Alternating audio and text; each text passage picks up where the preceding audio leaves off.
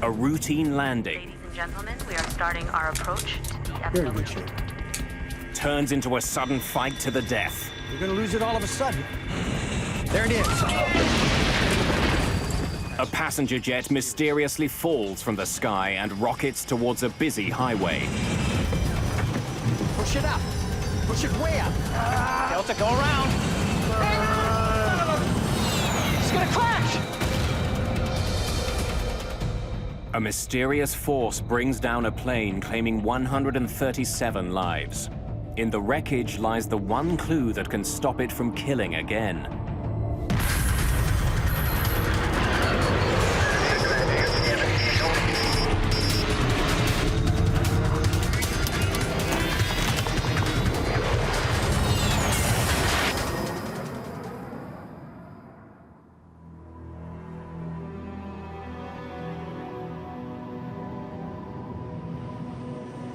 August the 2nd, 1985.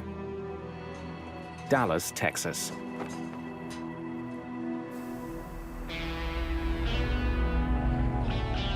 It's a very hot day, even by Texas standards.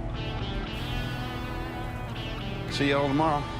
Temperatures soar to 101 degrees. Rain coming. Should cool things down a bit. In the late afternoon, William Maybury is heading home from work. The day's heat and humidity are having an effect on traffic at Dallas-Fort Worth International Airport, DFW. Roughly the size of Manhattan, DFW is the biggest airport in the world. It's also one of the busiest.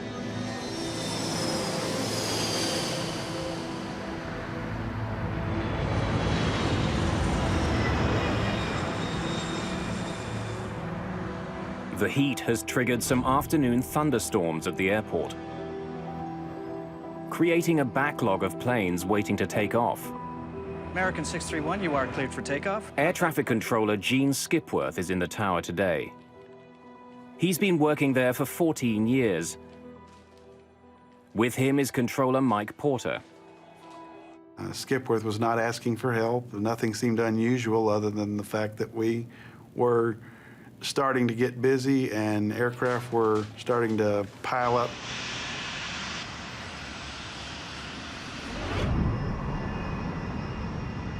One of the many planes heading towards Skipworth's control is Delta Airlines Flight 191. Weather 6,000 scattered to 1,000 scattered. Visibility 10, temperature 101, wind calm. 101? 101 degrees, yes, sir. Captain Ed Connors and First Officer Rudy Price are two of Delta Airlines' most experienced pilots. Second Officer Nick Nassick is the other member of today's crew. The crew is flying a 6-year-old L-1011 TriStar. The L-1011 is billed as one of the safest planes in the sky. There are 152 passengers and 11 crew members on board. They're scheduled to land in Dallas just before 6 in the evening. Good afternoon, ladies and gentlemen. This is your captain speaking. Hope you're enjoying your flight so far. Traffic is backing up at Dallas.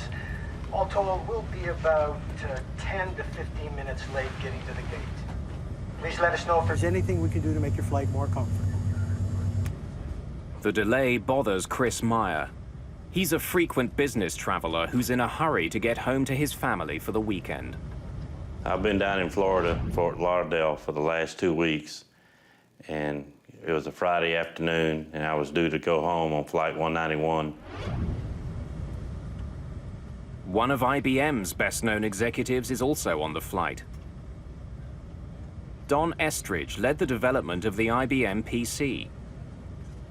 He and his wife are traveling to Dallas for a family visit.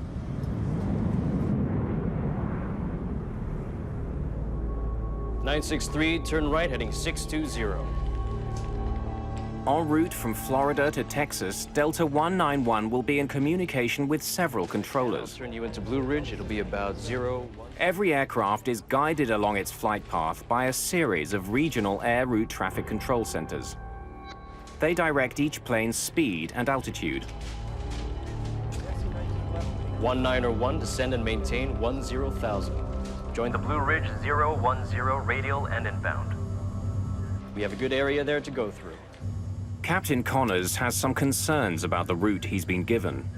He sees a storm cell along that path, and he doesn't want to fly through it. Well, I'm looking at a cell at about a heading of 255. It's a pretty good sized cell. I'd rather not go through it. I'd rather go around it one way or the other. I've had about 60 aircraft go through this area out here, 10 to 12 miles wide. They're getting a good ride, no problem. Well, I can see a cell now about heading 240. When I can, I'll turn you into Blue Ridge. It'll be about the 010 radial. 010, roger. We're going to hold you to that. Captain Connors gets his way. He's given permission to fly around the storm. Once past it, he'll line up for a landing on runway 17 left. I'm glad we didn't have to go through that.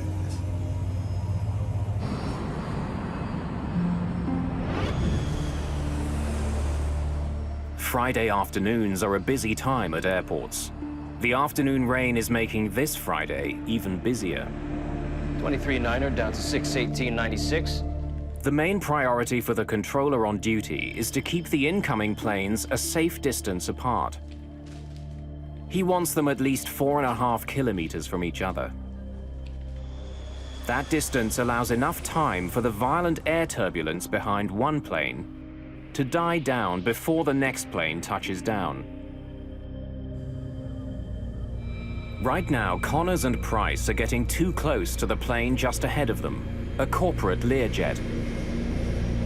Delta 191 heavy. Turn left 10 degrees, reduce speed to 180.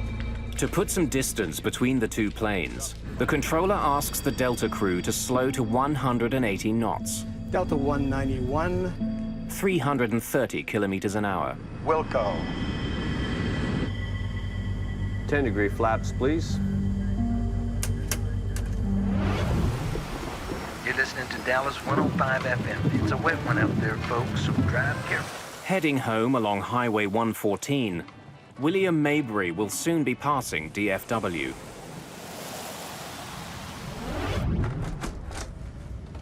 Flight 191 is now just 50 kilometers from the foot of the runway. Ladies and gentlemen, we are starting our approach to DFW. Please make sure your seats are in the upright position and your seatbelts are securely fastened.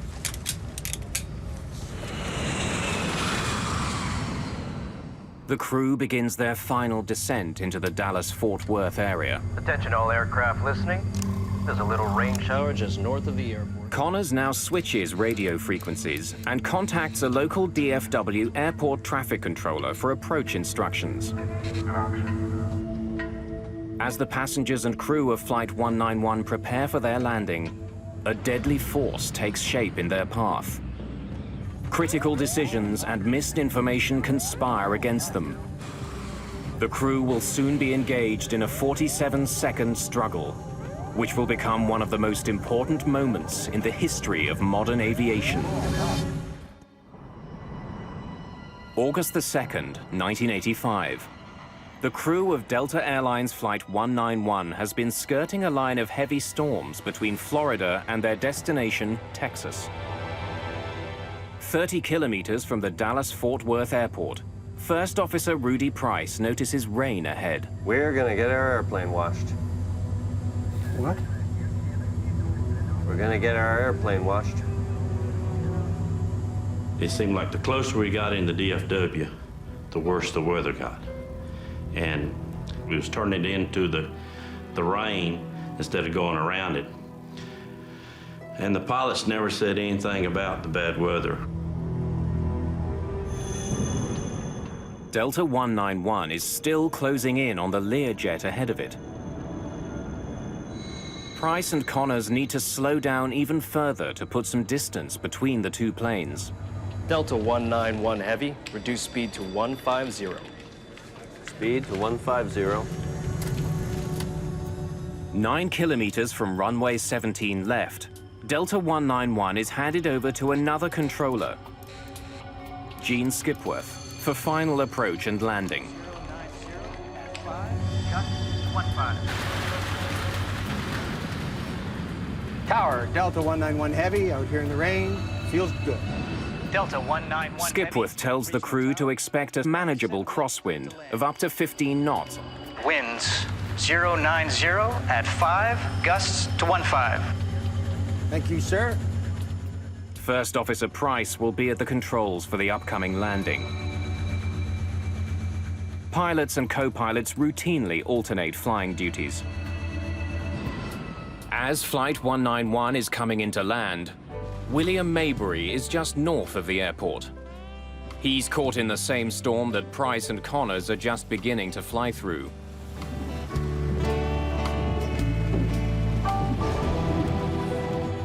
Before landing check. Landing gear. Down, 3 green. Flaps, slats. 33, 33, green lights. The crew suddenly notices that they'll be flying into more than a bit of rain. There's lightning coming out of that one. What? There's lightning coming out of that one. Where? Right ahead of us. 1,000 feet. I'll call them out to you.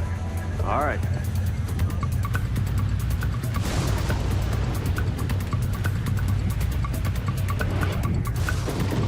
We're not getting any bad warnings from the weather or from other pilots, which we rely on as they come through it. They need to report to us, and they do if they have turbulence or they have trouble on final or ran into anything abnormal. The Learjet ahead of Flight 191 lands safely. Connors and Price are now less than a minute behind. Without warning, the intensity of the storm increases. The L-1011 is being pounded by a driving rain. I knew we was getting ready to land, but at the same time, you felt the surge, like the pilot was revving up the engine for something. The plane's airspeed is increasing for no apparent reason. What's your speed? Price pulls back on the throttles to slow the plane down and maintain it at the requested 150 knots. The plane is just 180 meters from the ground. You're gonna lose it all of a sudden. There it is. Then the plane drops rapidly. It's as though an invisible force is pushing it to the ground. Push it up. Push it way up. Way up. Way up. Way up. The crew is pushing the plane's jet engines to their full power, but can't get more speed or get the plane to climb. So I pulled my seatbelt tight as I could, but at the same time, you could hear a pin drop. Nobody was talking. But I mean, it got dead silence. As suddenly as it began, the crisis seems to end. The plane stops falling and begins to pick up some of the speed Connors and Price have been fighting for. That's it. But before the crew can take another breath, the plane drops again, rocking violently from side to side. And then it dips wildly to the right. And I just knew we shouldn't be that close to the ground that soon. Hang on to the son of a... About 2 kilometers from the runway, it plows into a field and rockets towards Highway 114. When we hit the ground, it felt like you was in a car running over railroad ties. It was real bumpy. The crew somehow manages to get the plane back in the air. At that moment, Gene Skipworth catches sight of Delta 191. He's gonna crash. Delta, go around. But it's too late. The plane's engines slam into William Maybury's car on Highway 114.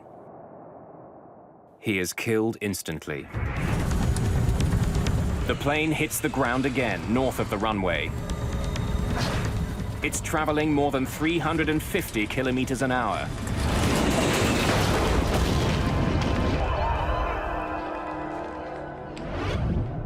I must have caught sight of him just at the last millisecond, and he cartwheeled into the tank in just an instant, and then, of course, there was fire, not a ball of fire, but a wall of fire. It seemed like it was only a few seconds, 5 seconds at the most. I don't know how long it was. Everything was stopped. The resulting explosion is so powerful that the rear section of the plane is blasted backwards, away from the fireball. Then all of a sudden you look up and it's just nothing there. Everything's gone. You just see the whole big picture outside, like the plane just opened up.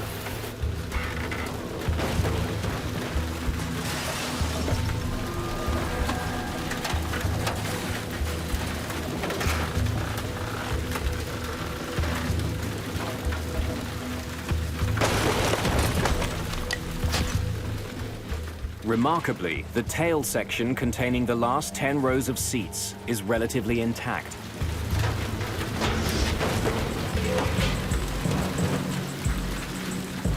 People just thrown around on the ground. Some were clothes on, some without clothes on, some were burned. It was something that you can't describe unless you're there to see it. It is something that you will never get out of your mind. Over here! Hang in there, help someone. Then, as suddenly as it had started, the rain stops.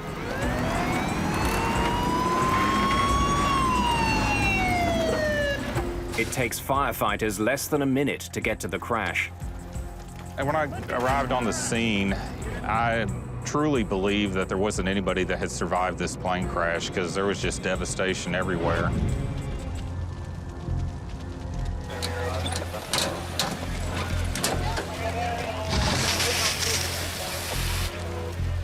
What I had pulled up on at the time was the wing section, which is the portion of the aircraft that carries the fuel. So there was a large amount of fuel and a large amount of flames.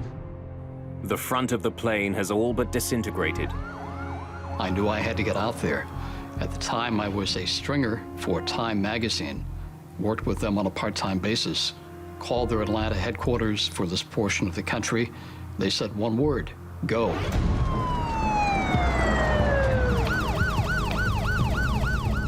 Firefighters need only a few minutes to get the raging fire under control. They then turn their attention to pulling survivors from the plane.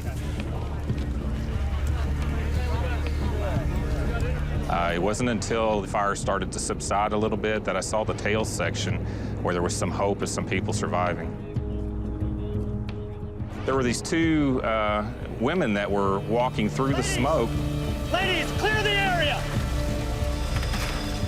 Get out of the way, clear the area! And it kind of surprised me, so I knew that there was hope and that there were people out there. Only 27 people survived the crash.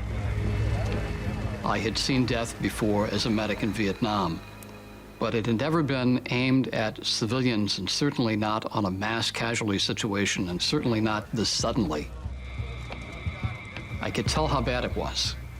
You could see and smell and feel the death.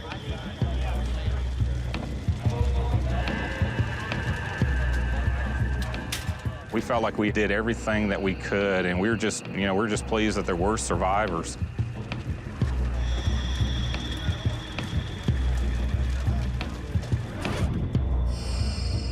I was scheduled to sit on off seat 15A, and I told them that wouldn't be no good because that was a non-smoking section. I was a smoker, so I had to be in back.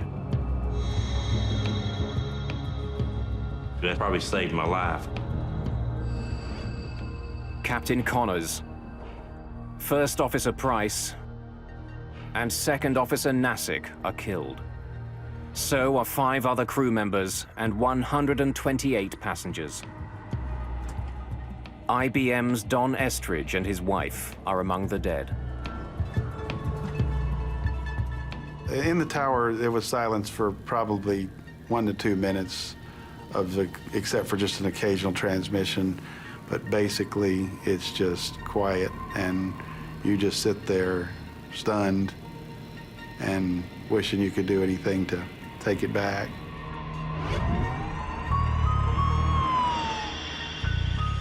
This is a monumental crash.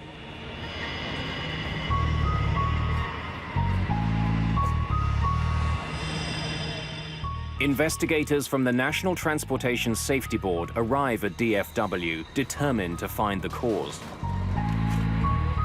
One of our field investigators would have been on scene trying to locate the flight data recorder and the cockpit voice recorder, which is, you know, a very important part of the investigation. Investigators begin looking for evidence of mechanical failure. They examine the wreckage for clues that the plane was not responding to the pilot's command. It's essential in any approach or departure accident to establish what the airplane's configuration was, to assure that it was not a factor in the accident, or everything was normal on this aircraft. Investigators turn their attention away from the plane and to the skies. After any accident in commercial aviation, there are theories galore. A couple of them prevalent that evening. First, that lightning had struck the airplane. Secondly, that it had been hit by a mini tornado.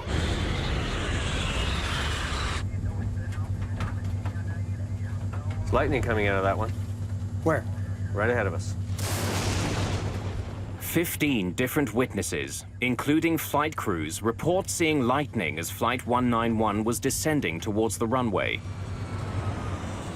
The investigators have to consider the possibility that Flight 191 was hit by lightning. Lightning is always something that you have to investigate to determine the possibility that lightning disabled some part of the airplane. In 1963, a Boeing 707 was struck by lightning. The lightning ignited the fuel in the plane's tank.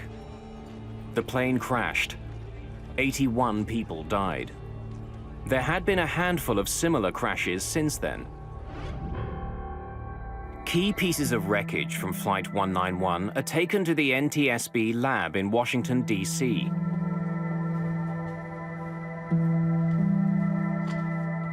Bud Lehner is the investigator in charge of examining the wreckage, as well as the data from the plane's cockpit voice recorder. But sometimes it might be very difficult to find to determine where the airplane might have been struck by lightning and where the exit point was. Lightning coming out of that one. Where? Right ahead of us. If the plane was hit by lightning, there would be evidence left behind. A device called a static discharge wick is attached to the trailing edge of an airplane's wings. It redirects static electricity into the outside air instead of into the plane, where the charge could cause a fire.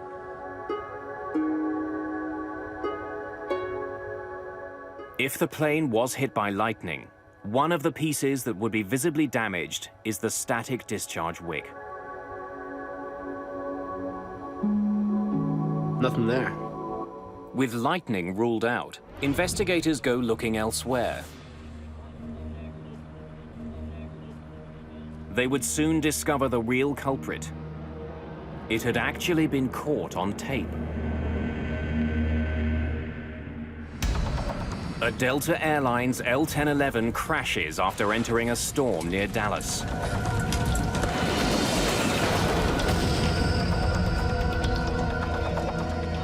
"137 people die. Investigators rule out mechanical problems and lightning as causes of the crash. Nothing there. The NTSB's Bud Lehner turns his attention to the plane just ahead of Delta 191, the corporate Learjet. He learns that it was less than a minute ahead and flew through the very same storm. After we had passed about 5 miles from the end of the runway, we entered a rain shower, what we thought was a light rain shower, and it turned out to be the heaviest rain I've ever seen before or since. In spite of the rain, Rufus Lewis managed to land his plane safely on runway 17 left. When we broke out of the clouds, we were high and hot. So we had to use all of the runway at DFW Airport. We landed, were able to turn off at the end of the runway. So why was the much larger L-1011 unable to land just moments later? Delta 191 Heavy, reduce speed to 15. To put some distance between Delta 191 and the Lear jet, the controller had asked Price to slow his plane several times. When Lehner plots the bigger plane's speed, then down to 150, he finds that it was coming into land at 150 knots.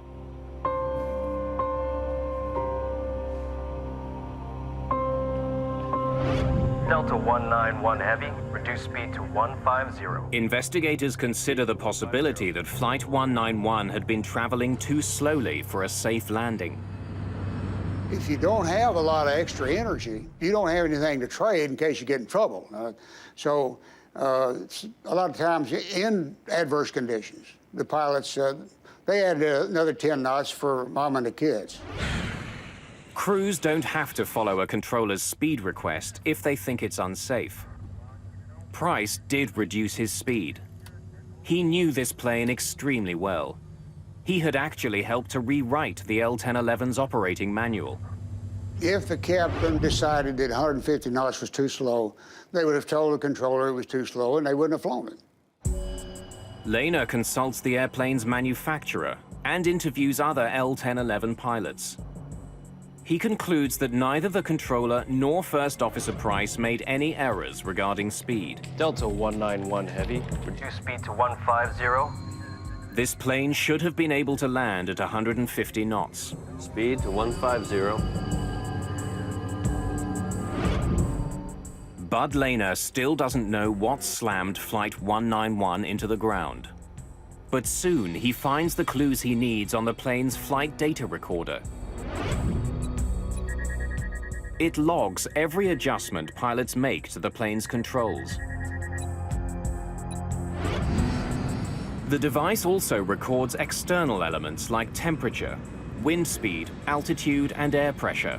Whatever Connors and Price were fighting, there's a good chance it left its fingerprints on the flight data recorder.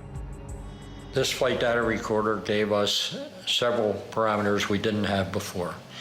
Engine power, longitudinal acceleration, and those kinds of parameters really enabled us to do a more in-depth analysis. The plane's data recorder has documented a combination of rapidly shifting winds. Then it shifts to a downdraft. In a matter of seconds, the plane was hit with strong winds from the front, then from above, and then from behind. There you have it. For Bud Lehner, that sequence could only mean one thing: a microburst. A microburst is a violent shaft of air falling from a storm cloud. Back in 1985, few people knew more about encounters between microbursts and airplanes than John McCarthy. If you're at the kitchen sink and you turn on the water and it goes straight down and it splashes out in all directions. And that's kind of what a microburst is, except that it is extremely bad news if you're an airplane flying through it at low altitude. A plane first faces a strong headwind which lifts the plane skyward, then a downdraft which slams it towards the ground. Finally, the microburst delivers its most dangerous punch, the tailwind. And you would get a rapid descent, a loss of lift, and a rapid descent towards the ground, and easily crash the airplane. A plane's wings need a steady flow of air moving over them. That's what gives them their lift. By inhibiting that flow, the tailwind reduces lift. There's no better recipe for a microburst than the weather conditions at Dallas-Fort Worth on the day of the crash. It had been extremely hot all day, and hot air rises. When that hot air meets the cold, moist air in the storm clouds, it cools instantly and rushes violently back to Earth. A microburst. It is a tiny thing, meteorologically speaking, compared to a big storm or a snowstorm or a hurricane. It's just like a needle in a haystack. At its maximum strength, it's no more than 2 miles across, and it lasts no more than 15 minutes. So if you look at that little space and time window, it's very small. And so the probability of hitting one is low. The odds may be slim, but planes do fly into microbursts. In 1975, an Eastern Airlines flight landing in New York flew into a microburst. It slammed the plane into the ground, killing 113 people. Then, in 1982, a microburst killed another 153 people when it struck a Pan Am 727, taking off from New Orleans. It was clear that 136 people on Flight 191 had become the latest victims of a microburst. Investigators had their culprit. Unbelievable. And thanks to Flight 191's advanced data recorder, they could paint a remarkably accurate picture of it. The killer had essentially been caught on tape. But what the flight data recorder doesn't explain is how such an experienced crew fell victim to a killer You're in good shape. they were all trained to overcome. When Lehner compares the pilot's actions to the actions of the microburst, Watch your speed. he uncovers details of a fight to the death. A fight that the Delta pilots almost won. Lose it all of a sudden. There it is. He seemed to know what he was going to hit. Watch your speed. The increase in airspeed prompted First Officer Price to reduce power to his engines. Power that he would desperately need in just a few seconds. You're gonna lose it all of a sudden. There it is. When Price and Connors entered the downdraft, Push it up. they were less than 250 meters from the ground. The captain knew the characteristics of a microburst. He'd obviously been given an introduction to wind shear and microburst characteristics in his flight training. When Connors and Price encountered the microburst's tailwind, there was very little they could do. They had insufficient speed and altitude with which to maneuver. If a pilot encounters a strong tailwind at 3,000 meters, he can point his nose down and dive to pick up speed and generate lift. It's called trading altitude for airspeed. But that trade wasn't available to Price and Connors. They were just 150 meters off the ground when the tailwind struck. The only way for them to gain airspeed was from their engines. Push it up. Way up. Co-pilot responds, airplane stabilizes. I can see that most pilots would say, well, we're through with that, and rain's gonna stop, we're gonna land. Momentarily, their efforts seem to pay off. Their airspeed increases, their plunge is halted. But with Flight 191 less than 150 meters from the ground, this particular microburst delivered the ultimate blow.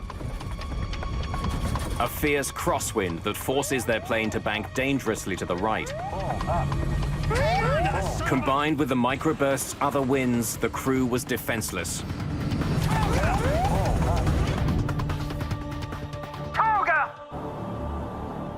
Toga is takeoff go-around mode. And what it means to a pilot in that regime of flight is let's abandon the approach. We're no longer going to try to land this airplane. We want to do everything we can now to survive the wind condition that we've entered. The skill and experience of the pilots were no match for this microburst. It was too big, its winds too powerful and unpredictable. The entire fight lasted only 47 seconds. The pilots of Delta Flight 191 did their very best to recover from this situation, and it didn't work out. Investigators were left with one perplexing question. Why had Connors flown into the storm in the first place? Prior to 1985, the radars on board the aircraft were built to detect thunderstorms, essentially heavy areas of precipitation. They were not effective. They weren't even designed to detect the microburst. So those radars were essentially useless at low altitudes for looking at the microburst phenomena. Microbursts are invisible, but they generally emerge from storm clouds. That's why pilots are trained not to fly into storms if they see lightning. It's a pretty good size cell, and I'd rather not go through it. I'd rather go around it one way or the other.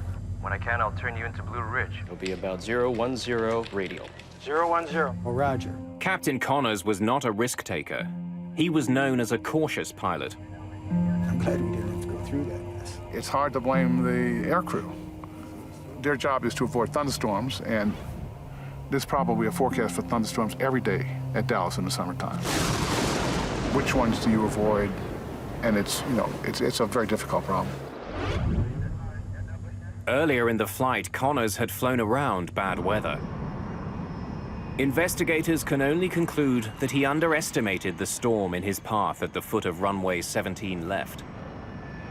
When you're in a landing sequence at an airport like Dallas or Atlanta or Chicago, and you see other airplanes ahead that are landing uneventfully, you might get the impression that there's a thunderstorm there, but I'm going to pass through it very quickly, and it's not going to be a factor for me. Airports like DFW have sophisticated systems in place to provide weather information to pilots. A thunderstorm at the end of a runway is the kind of threat they were designed to identify. But this deadly storm managed to foil those systems. As Flight 191 was approaching the airport, the weather at DFW was changing very quickly. Attention all aircraft listening. There's a little rain shower just north of the airport. Captain Connors heard that part of the message, but then he switched his radio frequency for his final landing instructions. The Delta crew never heard the last part of this message about weather ahead. There's a little bitty thunderstorm sitting right on the final. There was an observation 2 minutes before the accident that there was a wall of water at the threshold of the runway. It's been my contention that that information would have been very important to the flight crew. Radar readouts from the day of the crash indicate that the storm cell Connors and Price flew into grew out of nothing in a matter of minutes. This is 2 minutes before the accident. The readout shows the beginnings of a weather cell at the foot of runway 17 left. This is 3 minutes after the accident. We have a new cell right at the threshold of the runway that wasn't evident in the previous pictures. This explains why Rufus Lewis was able to land his Learjet. The microburst was just beginning to form when he was approaching the runway. Many people think that there was a huge vertical development that the pilots recognized and they just decided to go fly through it anyway. And I maintain, and I think the evidence proves it, that that was not the case. They didn't recognize this new developing cell. They did get into the storm beneath the cell, but it was heavy rain. They weren't worried about that. Then the hammer fell. It was too late. It's small. It's the length of a runway, roughly, and it doesn't last very long. So it's something that can happen so quickly that many accidents have occurred because nobody knew it was there. The storm arrived at the foot of runway 17 left virtually unannounced. But once there, it attracted a lot of attention. Pilots on the ground, as well as trained weather observers, saw the worsening storm. But they all saw it too late to warn the crew of Delta 191. The storm did show up on a radar screen at the Fort Worth Air Traffic Control Center. But at the time of the crash, the meteorologist on duty was in the cafeteria on a meal break. If the flight crew had had any idea that there would be a severe event in front of them, they would have missed the approach. Investigators conclude that the Delta crash was caused by the pilot's decision to continue their approach into the storm. A decision that was made because the crew wasn't warned about the hazard. In 1985, there were basic systems at airports that could detect dangerous winds, but they could not reliably detect a microburst. On the ground, there were systems called low-level wind shear alerting systems that primarily looked for differences in wind speed around the airport and on the airport. Unfortunately, these sensors tended to be spaced so far apart that a microburst could actually exist in between them and escape detection, or at least detection in time to warn a pilot of the threat. But a microburst detection system to overcome this problem had been developed. It was being tested in Denver and working very well. What we found out is that Doppler radar, which is on the ground, is incredibly effective in detecting microbursts. And in fact, it can detect about 98% of a microburst. Conventional radar uses radio waves to measure precipitation inside a storm. Doppler also sends out radio waves, but by measuring the frequency of returning waves, Doppler can also calculate the movement of the winds inside a storm. And if you look through the Doppler radar, you see a part of it that's going away from the radar and a part that's coming towards the radar. And if it's small, it's absolutely a microburst. It can be nothing else. So it has what we call an unambiguous signature of a microburst, which means we got it. Since Doppler radar could see a microburst, controllers could use it to warn crews of their presence. The Denver research resulted in an important new system at airports: Terminal Doppler Weather Radar.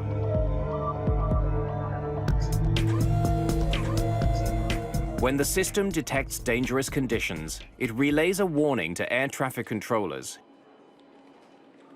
who can then alert pilots.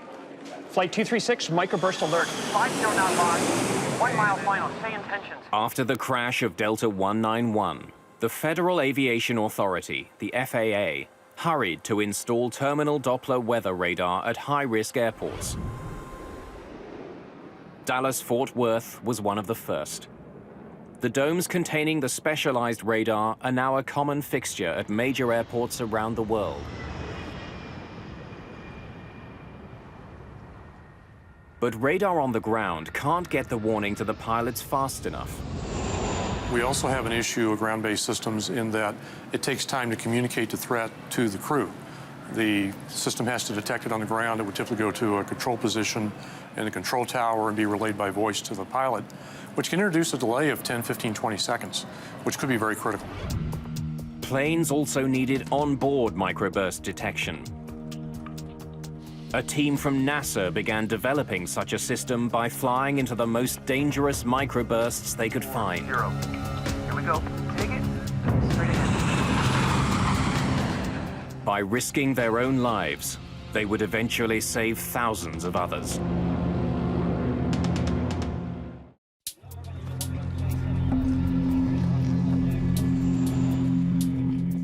Delta Airlines Flight 191 is the latest in a string of crashes attributed to a microburst. Since 1964, microbursts were shown to be the cause of 26 accidents, claiming more than 500 lives. The public is unnerved. Politicians are demanding answers. The killer has to be stopped. The body count is building, and this particular crash tipped the scales as far as the federal government was concerned. The crash of Delta 191 showed that seconds count when planes encounter a microburst. You're going to lose it all of a sudden. There it is. Increasing alert times Push it up. Way could up. save more lives, especially if a microburst detector was mounted right on the plane. If you can provide the airplane with 10, 15, 20 seconds of advance warning, pilots push the throttles up, they build airspeed, they build altitude, they build energy. It's like money in the bank. By the time they get to the microburst during a recovery, they can survive.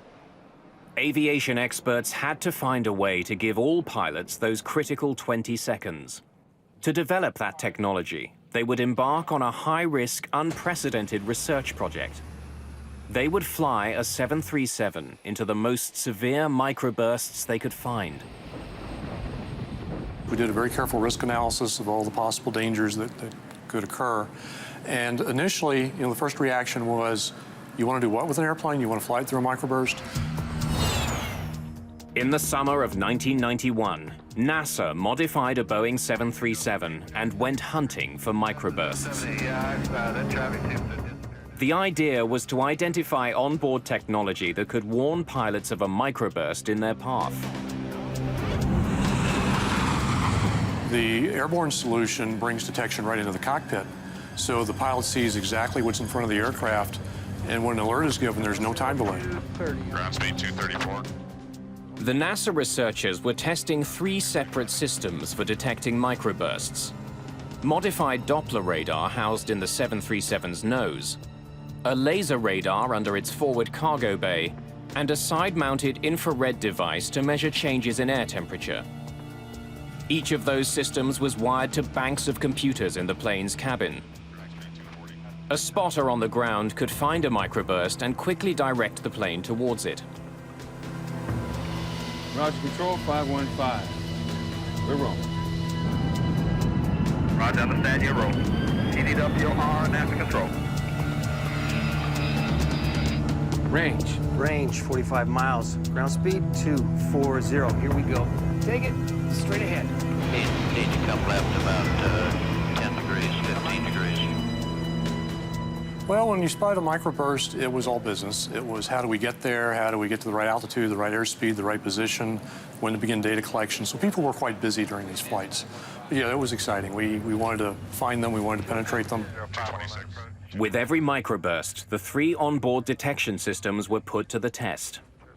Researchers on the plane could instantly see which instrument was doing the best job of picking up the microburst ahead. Behind the aft flight deck, we had pallets of equipment where the radar engineers, the laser engineers, and the data recording engineers could sit and ensure that each system was performing as expected. Ground speed 234. Dead ahead maybe 1 degree to the left. Let's go straight through this one. Here we go. Take it. Straight ahead. We started with very, very weak microburst. Again, we had the ground-based radar telling us what we were about to go into. So we started with very weak microbursts, gained experience, then gradually worked up to stronger and stronger ones. You would see the rain begin to fall, and you would feel a sinking feeling. It'd be a little settling, a little like an elevator starting down. A few minutes here before we touch down. What do you see us now? So any apprehension that the crew may have had initially about going through them was actually replaced later with joy at finding them. Here comes the center of the target, right now. 242 on the ground speed. Wind's gone away. Look for a tailwind. Watch. Lost some altitude there, too. There, the wind's gone around the tail at 10 knots. Good strong downdraft in the middle of it. Just sucked 100 feet in almost no time at all. Our good performance decreased, too. We were about 850 and we dropped to 750. Beautiful. The Langley researchers flew into dozens of microbursts over the course of their research. The project proved that the forward-looking Doppler radar was the only system that could consistently give pilots advanced warnings of a microburst ahead. What we found was that the Doppler radars could detect an extremely wide variety of microbursts. There's lightning coming out of that one. If the crew of Delta 191 had a system to warn them of microbursts, they could have boosted power to their engines and started climbing before they encountered it. That might have given them the speed and the altitude which they sorely lacked when they began their battle with the storm. The Langley flight tests had, in effect, tamed the microburst menace. After the NASA tests, the FAA certified a Doppler-based warning system for planes. Today, forward-looking Doppler radar is standard equipment on commercial flights around the world. The good news out of all of this tragedy is so many things have now happened, from radar to ground-based systems to airborne systems, and especially to training for pilots. We think that microburst accidents are a thing of the past. If there is one crash that we can look back on now and say, this made things safer because we learned from it, it was Delta 191. The changes made after the crash of Delta 191 have saved countless lives. Captain Connors and First Officer Price lost their fight against a microburst, but their struggle did manage to expose and disarm an invisible killer.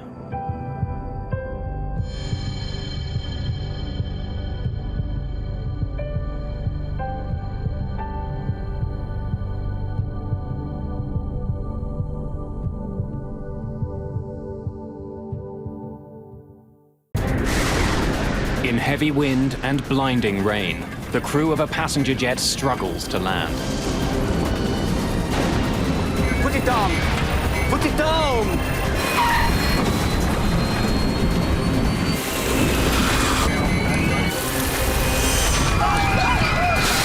A terrifying crash landing leads to a desperate fight to survive. The only thing that matters to me now is to get my daughter Emily and protect her as we blow up. But we just knew that there were so many passengers in that plane that had not gotten out. Open the door! Open the door!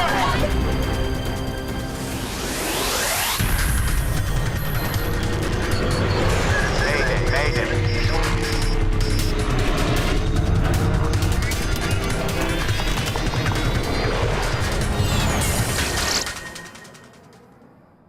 This is a true story based on air traffic control recordings, official reports, and interviews with those involved.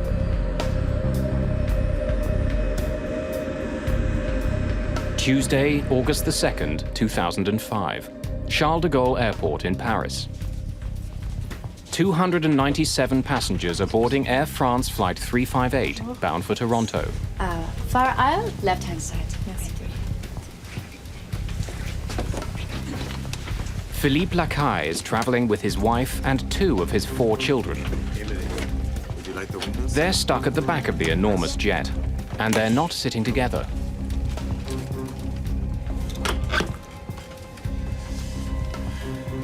It just happened that we were separated from Emily. They had 3 seats together, so we were in the middle section, and Emily was actually sitting a couple of seats ahead of us on the right side, so close to the right wing of the plane. For Eddie Ho, Flight 358 is the continuation of a trip that began in Johannesburg. I'm an international student in Canada at Queen's University, and every summer I go back to South Africa. Ho isn't traveling light. I was carrying everything that I had, my books to my clothing to tuition money for the year, computer laptops. This is also another leg in a long journey for Joanne Cordery Bundock, who's returning from a trip to Thailand.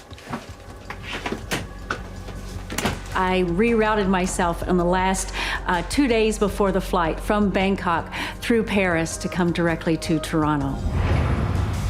As the passengers continue to board, the flight crew gets settled into the Airbus A340.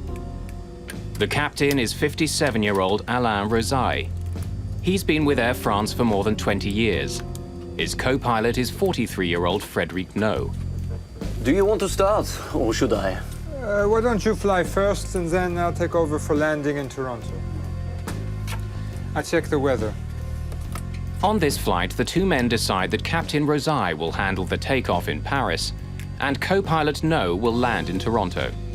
Destination, Toronto Pearson.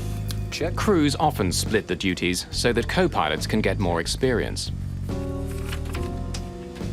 Rosaille and No are joined by one other person in the cockpit. I think you've been expecting me. I'm Miles Trouchesset. Welcome. Miles Trouchesset is the son of an Air France employee. He's allowed to ride in the cockpit's jump seat for free. I just want to let you know I've done this before. I promise I'll be quiet.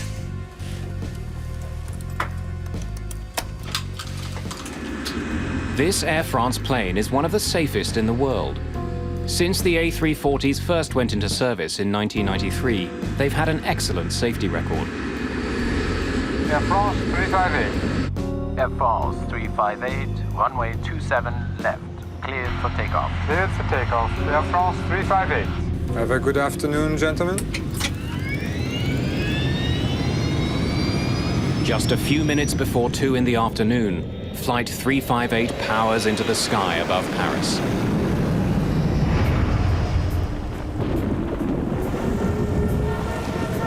Toronto may be several thousand kilometers away, but the friends and family of those on board Flight 358 are already making plans to meet the plane when it arrives. Hello? Audrey, I won't forget. I'll make sure to pick up Mom and Dad. No, I won't forget the 2 brats either. I'll get them all. Well, we usually make arrangements before we go to France to be picked up. It's easier because we have lots of luggage, you know, and we bring back stuff from France. So it just happened that Julian, our son, was going to spend the summer in Toronto and was available to pick us up. Sis, I'll give you a call as soon as I get in. Don't worry. I got it covered. Okay? All right. Talk to you soon. Bye. Center, we have a humidex advisory and extreme heat alert for Toronto, as well as a thunderstorm warning in effect for Toronto.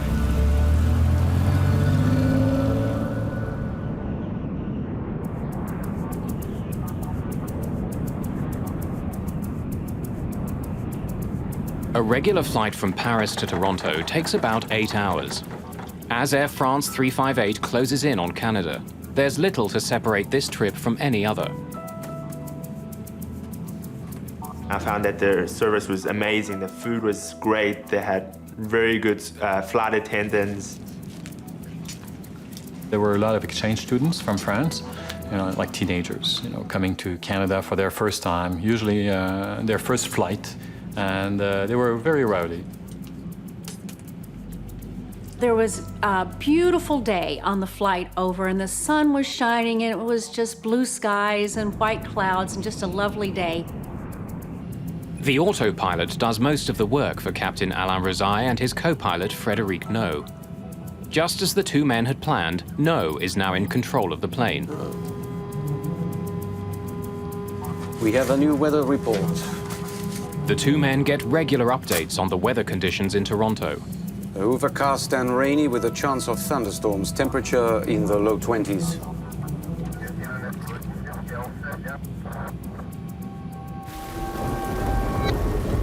At Toronto's International Airport, the thunderstorms are already rolling through.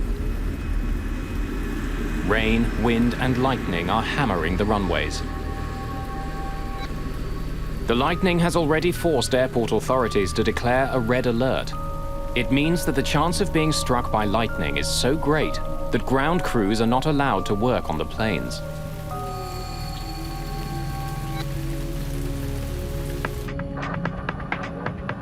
Just as Flight 358 closes in on Toronto, it's put into a holding pattern.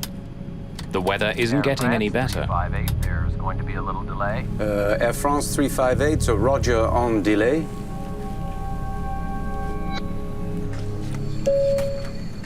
Ladies and gentlemen, this is your captain speaking. I'm sorry to inform you that there'll be a short delay. There's some weather conditions above Toronto, and we're just going to give it a couple of minutes to clear up. I was very surprised when I heard the captain's announcement that we were going to be delayed in landing for about 25 or 30 minutes because of thunderstorms over Toronto. While they're not in the storm yet, the crew enters their holding pattern northeast of Toronto. Their alternate airport is almost 300 kilometers away in Ottawa. At the moment, the plane has a little over 7,500 kilograms of fuel in its tanks, more than enough to get them there. Typically, a pilot will think about the economic impact of diverting to an alternate airport. While that is not a primary decision maker, it is an alternate decision maker as far as if they have to divert, how are the folks going to be transported from that alternate airport back to the destination airport that the airplane was originally going to. Flying almost 300 passengers to Ottawa would be a logistical nightmare. But the crew can't circle for too long with the fuel they have. If the delay continues, they'll have no choice but to divert. Air France, Toronto arrival.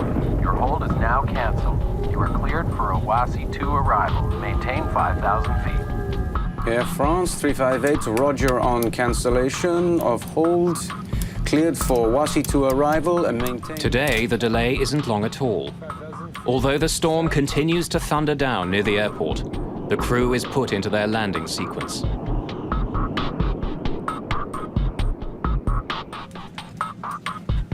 Ladies and gentlemen, this is your captain speaking. Just wanted to let you know we're beginning our descent into Toronto at this time. We should be on the ground at about 4 p.m. local time. Usually when they say 45 minutes, you know, it's to be nice. You know, usually it's like an hour and a half. This time it was like 20 minutes. 20 minutes later, they said, okay, well, now we're going to go down, prepare, for the landing. With co-pilot Frédéric No at the controls, the plane begins its descent into the storm. Air France 358, reducing speed to 190. No isn't prepared for what he's about to face. The storm has a savage surprise in store for everyone on board Flight 358.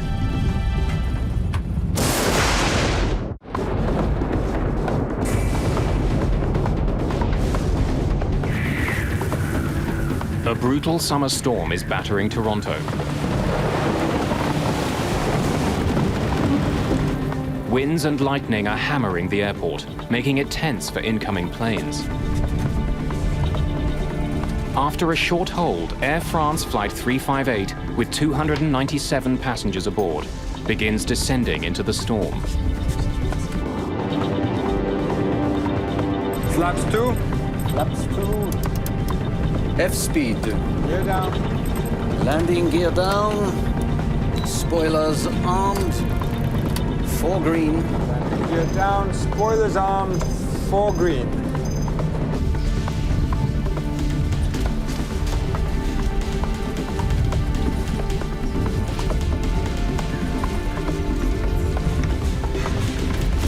You'll be fine. Don't worry. It immediately turned into very dark skies and dark clouds and a little bit bumpy and choppy, and the weather outside was definitely within a thunderstorm. But really and truly, to me, it was just a typical stormy landing. Nothing out of the ordinary. In the main cabin, though, not everyone is so sure. The plane was getting very bumpy. There was a lot of turbulence. We were surrounded basically by heavy weather, and this was completely not expected. I didn't expect that.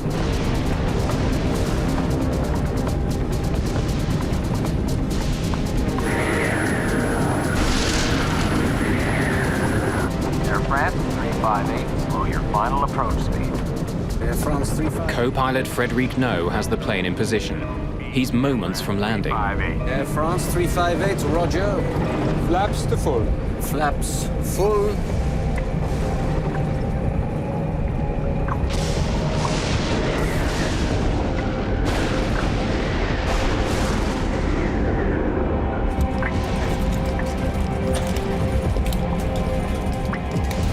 It was going darker and darker. We were like in the middle of hundreds and hundreds of lightnings. Like every second we had lightnings all around us. So people were getting nervous, quite nervous. I was getting nervous.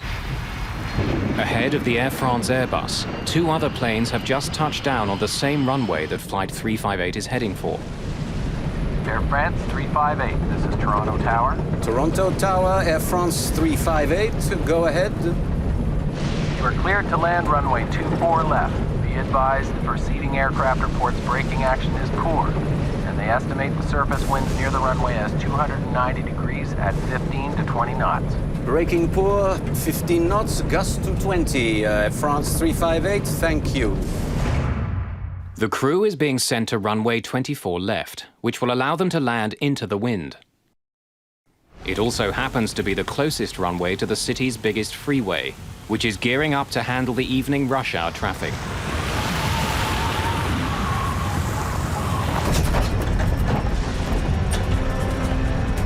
Facing unpredictable winds and a wet runway, the crew prepare for the landing.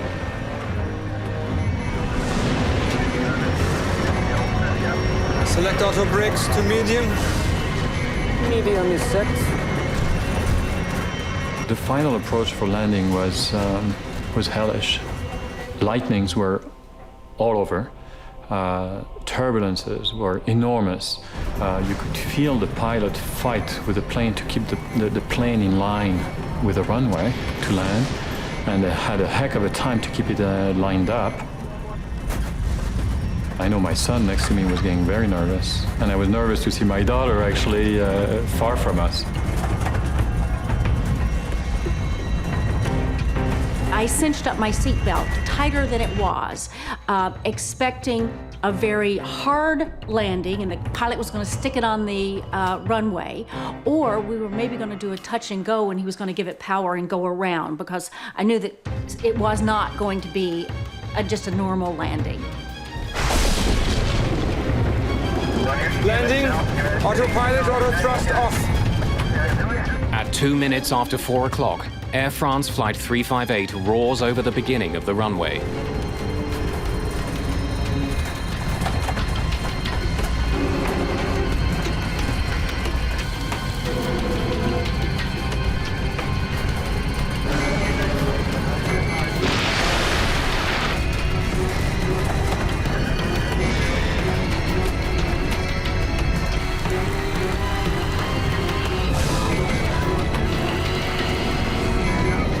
Put it down! Put it down!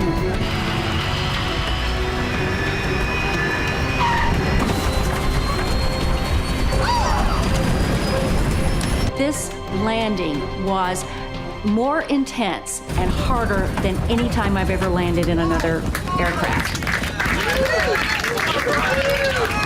It's a very difficult landing. And everyone started clapping, and even the lady who's sitting next to me, I remember very clearly, she said, you know, wow, that was an amazing landing.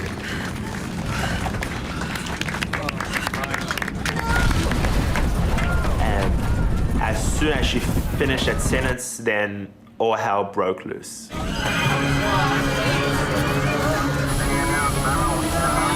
We started the plane started violently going up and down, and it felt like we were going 100 miles an hour down a road filled with potholes that were about 3 feet deep.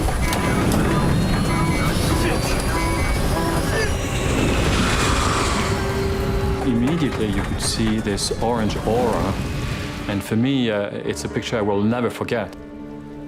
My daughter was sitting ahead of us on the right side of the plane. And at that time, she turned her head towards us, you know, with very wide eyes, you know, looking at us. And her face was surrounded by this enormous aura, orange aura of fire. Then, moments after touching down, still traveling at 146 kilometers per hour, Flight 358 runs out of room.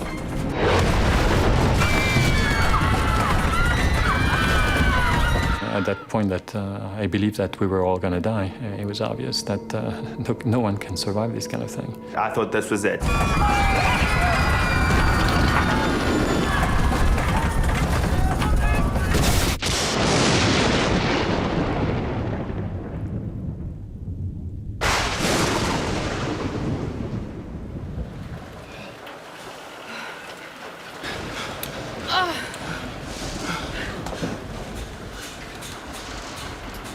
The next thing that I can remember is that an announcement came. Ladies and gentlemen, everything's okay. We've stopped now. Well, no kidding. Of course we've stopped now. But I could tell that everything was not okay because I could immediately smell jet fuel. As the smell of jet fuel fills the cabin, panic quickly spreads.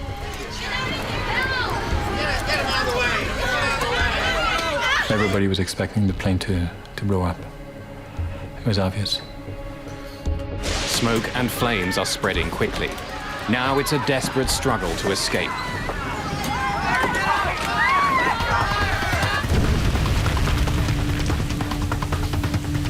You hear shouting from the back that there was a fire, and then people started really get panicked.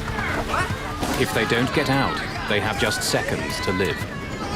We know that about 2 minutes into a fire, in many cases, the environment becomes untenable.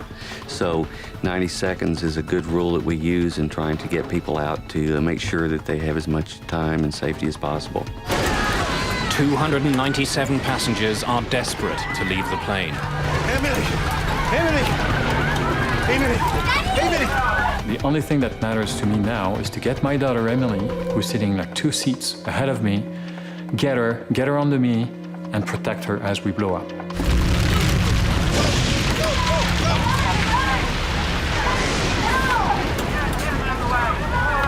Am I going to try to get my luggage, my laptop? And then I thought to myself, what if I would die trying to get my laptop?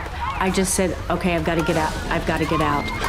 Flight 358 has 8 possible emergency exits, but seconds after the crash, most of them aren't opened. people were crawling over the seats, they were pushing each other, they was basically all for yourself. It's okay. Stay calm, please. Please stay calm. Be all right.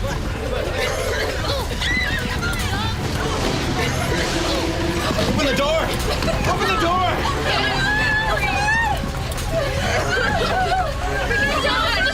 And I could see the air attendant there struggling with the fact that should I or should I not open this door, because the fire was raging just in front of it. If the fuel tanks rupture and we have a lot of fuel that gets out either onto the ground, well then there's enough heat and fire there that would cause the airplane skin to melt in a couple minutes. At the front of the plane, thick smoke is pouring in through one of the open doors. Joanne Cordery-Bundock races to the other side of the plane.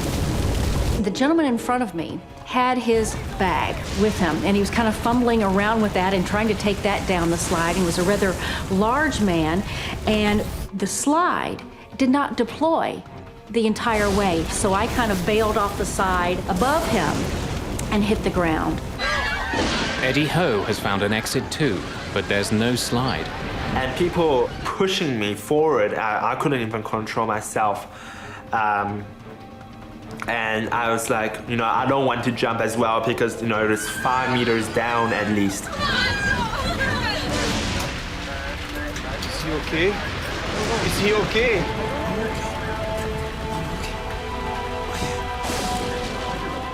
In the cockpit, Captain Rosai has been badly injured when his seat was ripped off the floor by the force of the crash.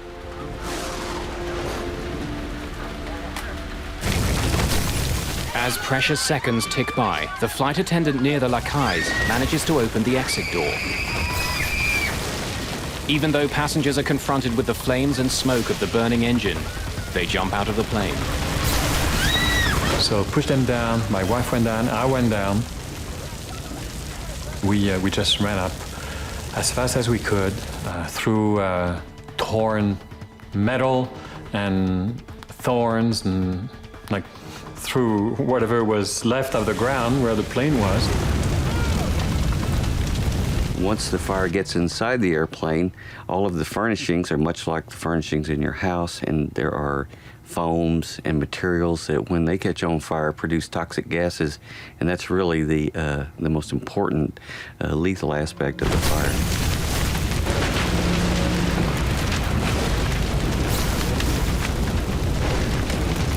Basically, you just had to jump. So what I did was, I prayed quickly and I closed my eyes and jumped.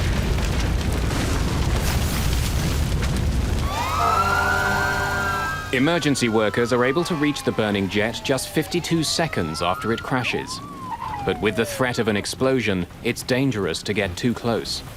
It was very difficult to see anything due to the rain that was coming down. There was a lot of smoke engulfing the plane, some fire that was still ongoing, as well as you could see that some of the parts of the plane had broken off, some of the wheels that were at the side of the roadway, as well as portions of the plane's wings that had broken off. Philippe Lacais and his family struggle up the hill the plane has just plowed down. And at that point, the plane blew up. Once, twice, 3 times. So you could feel and hear this enormous explosion actually taking place. On the first one, I looked at the first one because I just couldn't believe my eyes. I could see, I think, pieces of luggage, things flying up in the air. And of course, at that time, I figured, oh my God, that could have been us. We had a perfect view of the airplane and see this black smoke coming out the side of the airplane, and the yellow and the orange and the red flames shooting out. We were fine, but we just knew that there were so many passengers in that plane that had not gotten out.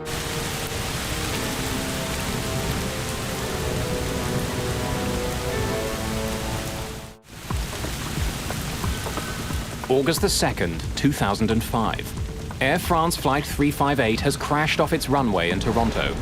Flames are tearing at the fuselage. Smoke is pouring from the ruined jet. Dazed passengers are stumbling from the plane.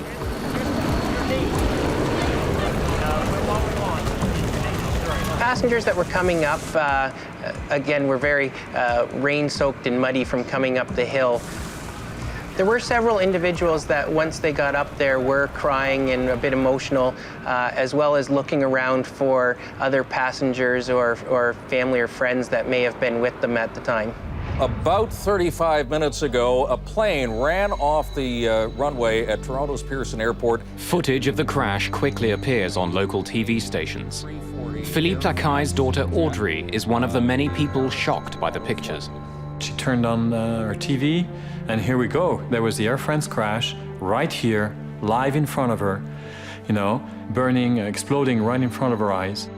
250 people on board. We have not had any reason to make a statement yet as to whether anybody has survived or escaped. Philippe Lacaille's son Julien is waiting for his father at the airport. He has no idea what's just happened to the Air France flight. What? What do you mean, where am I? I'm at the airport waiting for mom and dad. Like, you... What? So Julian didn't know anything, and he was there at the airport. And she says, well, you know what? I think you're going to have to wait a long time because their plane just crashed. One of the busiest highways in North America borders the airport. Just before rush hour, it's packed with thousands of vehicles. Drivers slow down, captivated by the terrifying sight of the burning plane.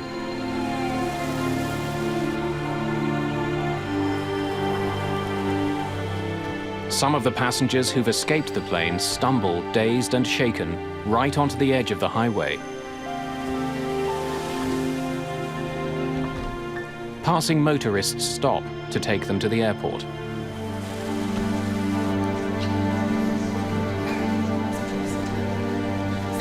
At this point, there was only about 25 or 30 people with me in the airport. And here, you're also beginning to think, is this all there is?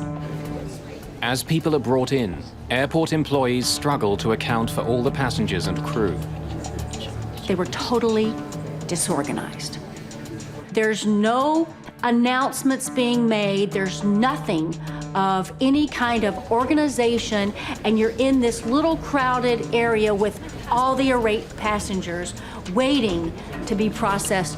Some people even said, you know, the first disaster was the plane crash, and the second disaster is exactly how it was handled afterwards. Relatives wait desperately for any news. Julien Lacaille is just one of many who fears the worst. For at least an hour and a half, he thought we were dead. That's a shame because, of course, we panicked. We were scared to death. But the families that were waiting for the passengers, they were even more scared because it lasted much longer. They really believed deep down that their family members were dead. Finally, hours after the crash, passengers who have waiting family members are reunited. Julian! Julian! Oh, you okay? Oh my God! We're okay. How did you... We finally met up with Julian. It was 11 o'clock at night. It was, you know, God, we're so lucky. We're so lucky. We're alive, you know. It's hard to explain, but it's like you're giving a second chance, you know. Here's my son, you know. Maybe I didn't tell him I loved him, you know, when I left for France. Now it's time to say it right away. It was a very nice moment. A very, very deep moment. It's just one of dozens of reunions. It takes hours to confirm, but by early evening, Air France and the local airport authorities can make the incredible announcement. Remarkably, every single passenger and all the members of the crew of Flight 358 have managed to escape the burning wreckage of their plane.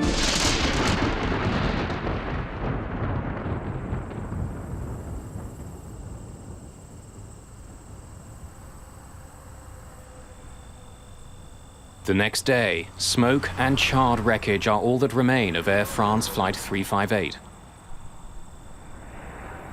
The Airbus A340 is a sophisticated, highly engineered plane with a glowing safety record. What had gone so terribly wrong?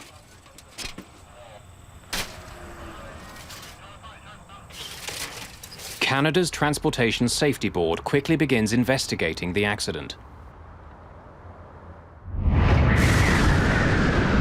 Landing, autopilot, auto thrust off. Rain and lightning had been battling the airport all afternoon. Was it simply bad weather that caused this crash? Put it down! Put it down!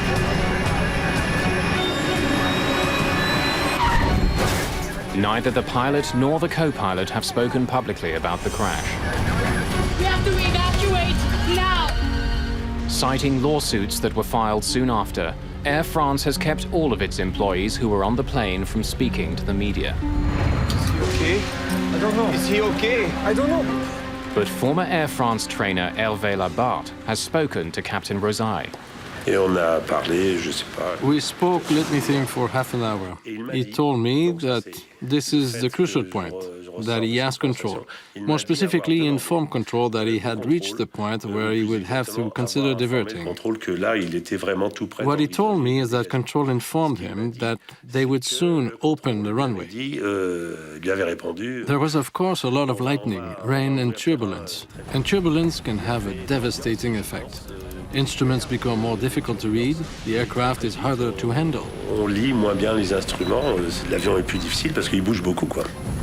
Investigators discover that as the crew struggled for control in the cockpit, on the ground, delicate instruments used to measure the wind of the runway were destroyed by lightning. With the ground equipment destroyed, they were relying on their onboard systems for information about wind conditions. The onboard equipment only gives them the actual wind direction and speed on the nose of the aircraft at that exact time.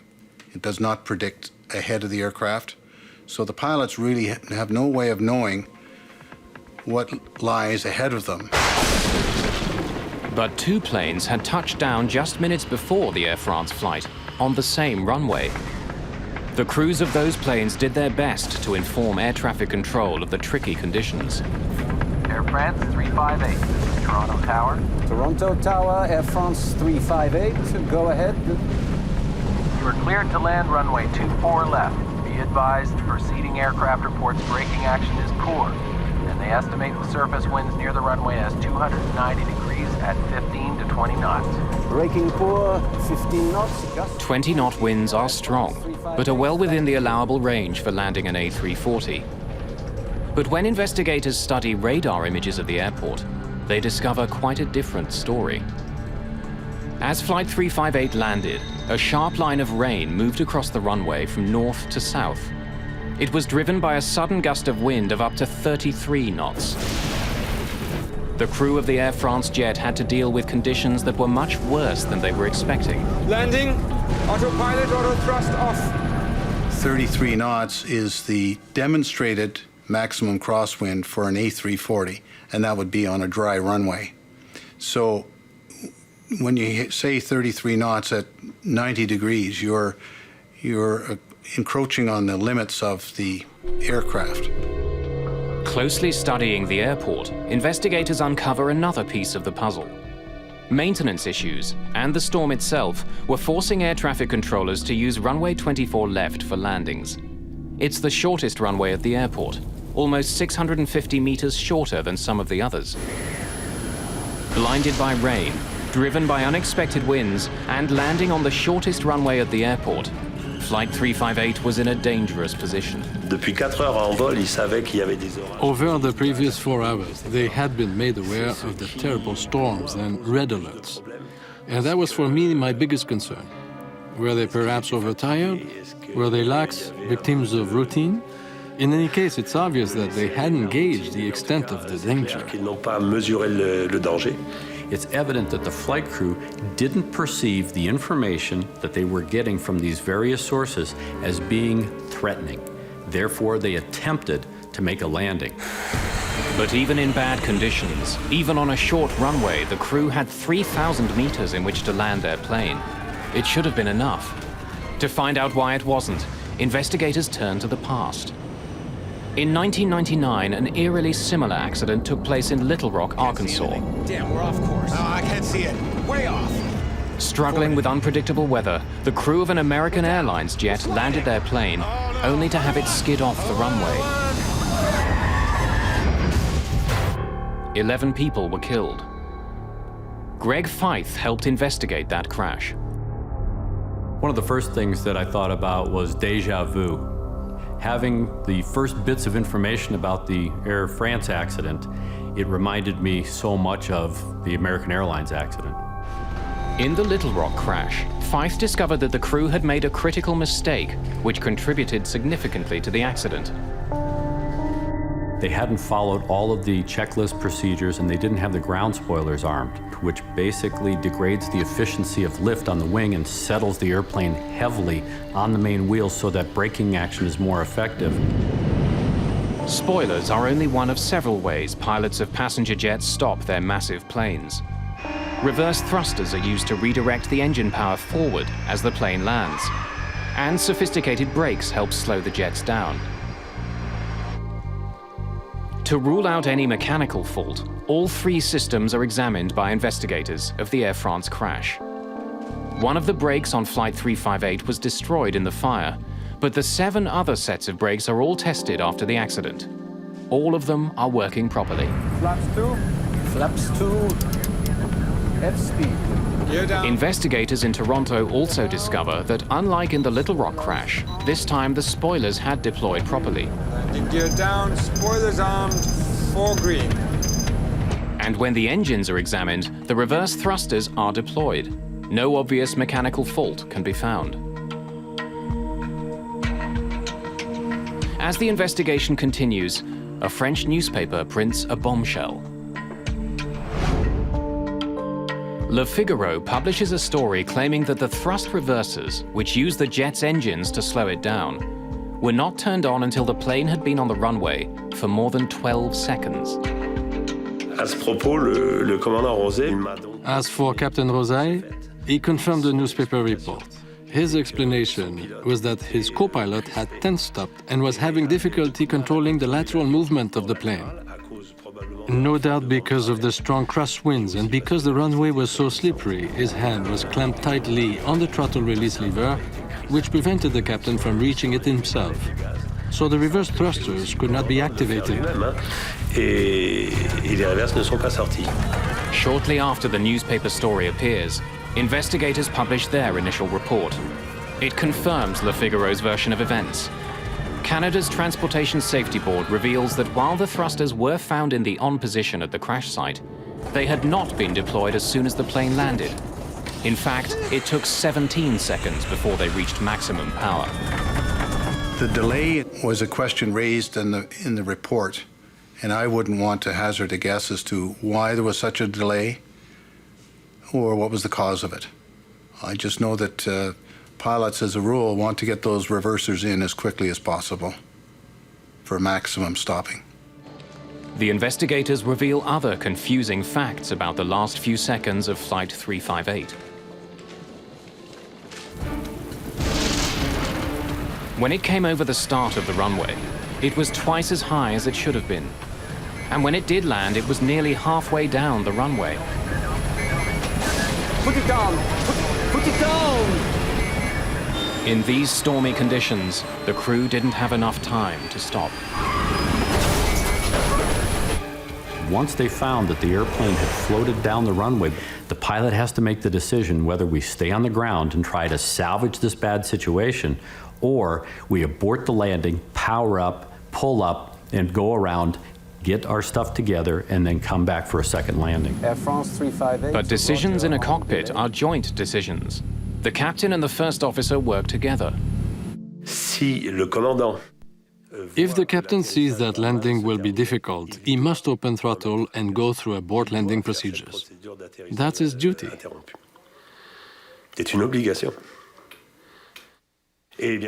And of course, the co-pilot is also allowed to be the first to act. But the captain's duty is to avoid at all costs a lengthy touchdown. That is clear. Pour ne pas laisser se dérouler un atterrissage trop long, ça c'est clair. By the time the plane touched down, it had only 1,500 meters to stop. And when it did land, critical seconds were lost when the reverse thrusters weren't engaged. Est-ce que l'action des reverses immédiate? Would it have made a difference to immediately activate the reverse thrusters? Of course it would. Since reverse function reaches its peak efficiency at high speed, that is the exact moment of touchdown, that's what reverse is there for. It's all a matter of aerodynamic braking. The other problem is that the wheels touched ground in the middle of the runway, and reverse or no reverse, at that point it was already too late, as was pointed out by the head of the inquiry. That being said, if the reverse thrusters had been activated immediately, the plane would have come to a stop more quickly. Il serait sorti moins et moins vite. In heavy storms, the margin for error is razor thin. On this rain-filled afternoon, sudden wind, a long landing, and a short runway sealed the fate of everyone on board Flight 358.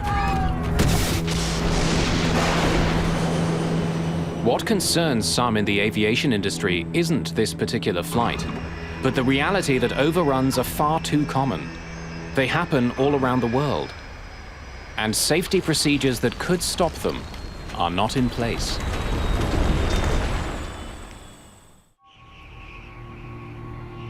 In August 2005, Air France Flight 358 crashed off the end of a runway in Toronto.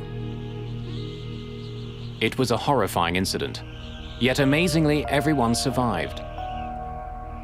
But Flight 358 wasn't the only jet to go off the end of a runway in 2005. Worldwide, there were 37 other runway overruns. And the causes of all these accidents were remarkably similar. There are a number of causal factors that occur again and again in runway overrun accidents. The weather conditions, the state of the runway surface. It can be wet, it can be icy, it can have snow on it. Speed in excess of a normal approach speed for the aircraft that does not then bleed off as the aircraft attempts to land. And these factors occur again and again in runway overrun accidents. Unlike the crash at Toronto, some overruns are deadly. This Southwest Airlines flight in Chicago slid off its runway several months after the Air France crash. A small child was killed in a car that was driving on the nearby highway. Many older airports, in particular in big cities which have expanded out towards the airport in the course of their growth, are constrained in the area that they can use for overruns. You have to consider what happens when the runway is contaminated. Snow, ice, standing water. That will degrade the stopping performance of the airplane. Add to that a tailwind component, which was existent at the time that Air France landed. That, in combination with the contaminated runway, can jeopardize the landing performance and in fact increase it probably by 50%. The International Civil Aviation Organization recommends that every airport have a 300-meter safety zone at the end of runways that handle international flights. Canadian standards are a little less strict. They call for a 60-meter overrun area and recommend another 90 meters on top of that. Runway 24 left meets the low end of those recommendations. There was another runway overrun accident to the runway in Toronto, which was very closely aligned with the runway that is there at the moment, in 1978, when a DC-9, an Air Canada DC-9, rejected a takeoff and ran into the ravine. Well, the plane started to brake, and then there was just nothing, and then we dropped over the edge. There's about a 50-foot drop, I guess, at the end of the runway. We just went over the top, and then there was a heck of a bang, and people and seats all over the place. 2 people died in the 1978 accident. A coroner's inquest after the crash recommended that the gully be filled in, but it never was. It's a steep ravine. It has about a 50-foot drop-off, and when you take a large, complicated and fragile piece of machinery, like a commercial aircraft, and you drop it 50 feet, then it tends to break. There is a possible solution to runway overruns. but it's not being used in Toronto or many other international airports. It's called EMAS, or Engineered Material Arresting Systems.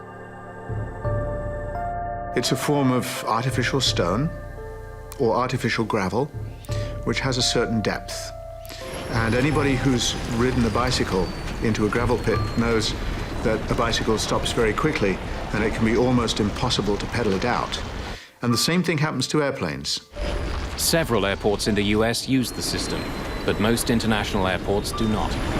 It's very much more effective than friction braking, and it's certainly incomparably more effective than thrust reverse and spoilers.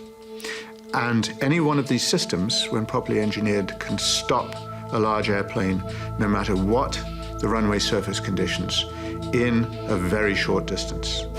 We have to evacuate now! But one vital air safety guideline was met when Flight 358 crashed. In spite of the smoke and the spreading fire, the crew of the crippled plane made sure that all the passengers escaped in just 90 seconds.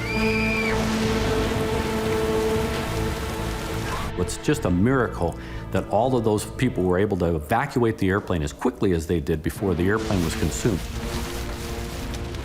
The Air France flight was particularly noteworthy in that everybody got out, essentially unscathed. I know there were some injuries, but everyone got out. So I think it was noteworthy, and it was very good evacuation from that perspective.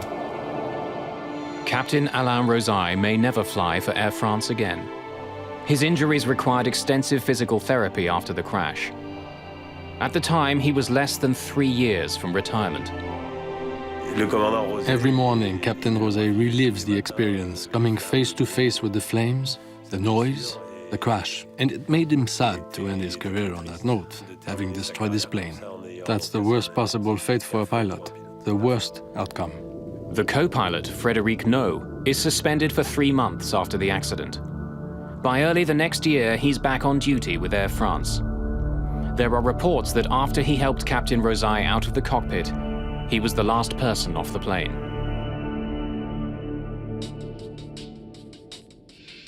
The passengers deal with the crash in their own ways. Well, I went through nightmares almost every single night, flashbacks during the day. I couldn't sleep, I couldn't eat. I questioned myself, why am I here? It's frightening, to be in such a state. And it has taught me to be strong. We really need to take seriously those safety commands and evacuation information, because you never know.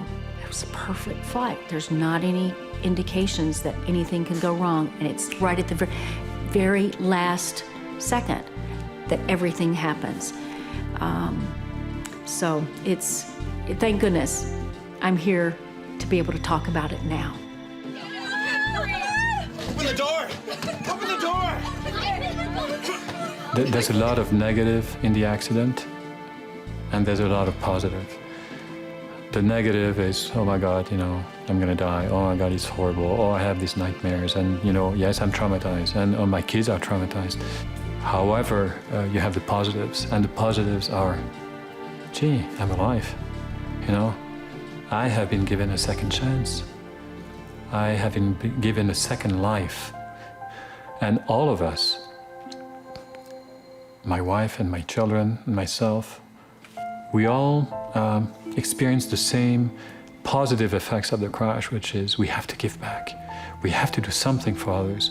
We have to extend our heart out, our compassion to people who need it. It's almost therapeutic for us, The more you do for others, the better you're gonna feel. So for me, I figured, if I can extend my heart out to others, maybe it's gonna help me as well.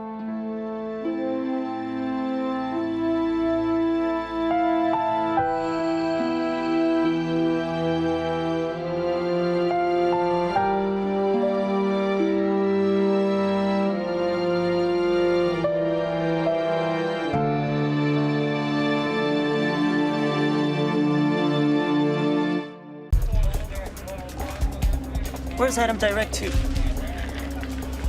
My God, he's flying north. A Boeing 737 is badly off course. Adam 574, confirm our position, please. The crew struggles to get the plane back on track. This is crazy. They're lost in a violent storm when their plane starts rolling over. Pull up! Pull up! The lives of 102 people are at risk. Adam 574, U-John control. Then mysteriously, Adam Air Flight 574 disappears without a trace.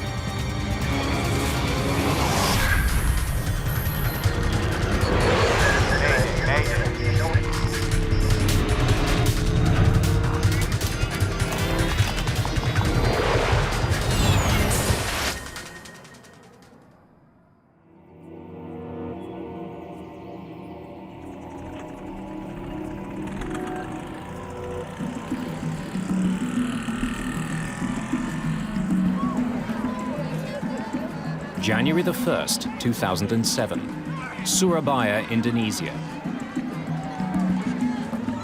It's New Year's Day. There are celebrations throughout the country. Surabaya's airport is bustling. And not just because of the holidays. Indonesia is experiencing a boom of budget airlines. Many people are taking advantage of the cheaper fares. For the average Indonesian, it meant that the explosion of low-cost carriers made it much more possible to actually get on a plane and fly. One of those new airlines is Adam Air. Good afternoon, departure. This is Adam 574. Adam 574, this is ground control. Go ahead. Adam Air was successful because it provided a fresh image to the industry. I mean, they came in with, bright colors. Their airplanes were painted in fantastic orange. The crew was, flashy uniform. They had everything right going for them.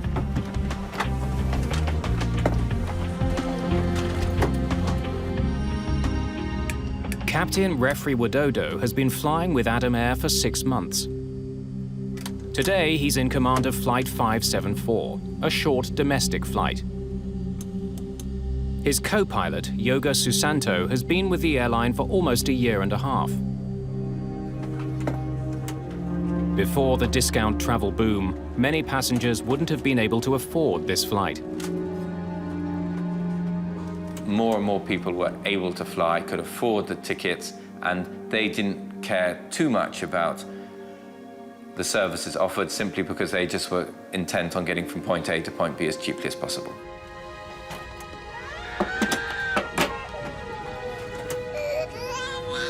There are 96 passengers and 6 crew members on today's flight.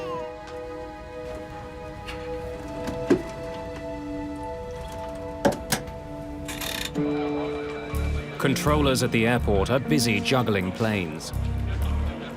Okay, the 574 is clear for takeoff. 80 knots. Check. V1. Rotate.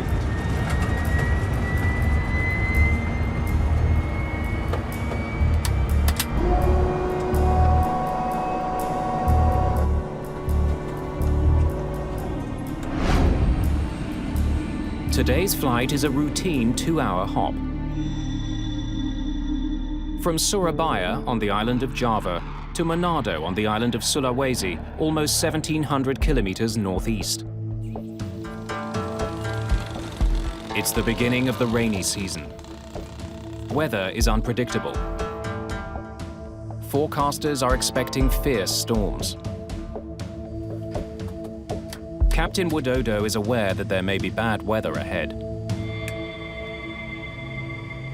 Turn right direct to Fando and climb to flight level 330. Roger, turn right direct to Fando and climb to flight level 330, Adam 574. Minutes after takeoff, the crew turns on the autopilot. The flight computer will fly the plane and navigate it along a pre-planned route to Manado.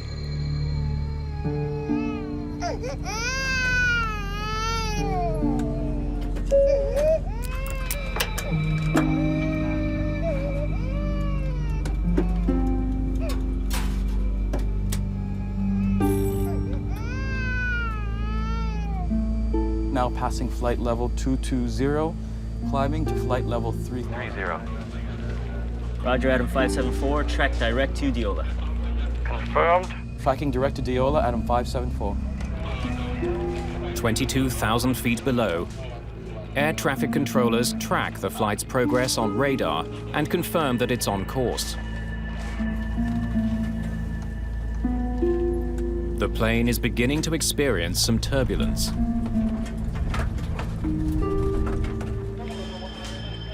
Less than half an hour into the flight, air traffic controllers notice something out of the ordinary. Where's Adam direct to? My God, he's flying north. Flight 574 has flown off course and is now heading into a violent storm. Air traffic controllers don't know why. Yes. On board the plane, the pilots try to understand how far they have drifted off course. The IRS. 28 is the difference. And try to fix the problem with the computerized system that handles navigation.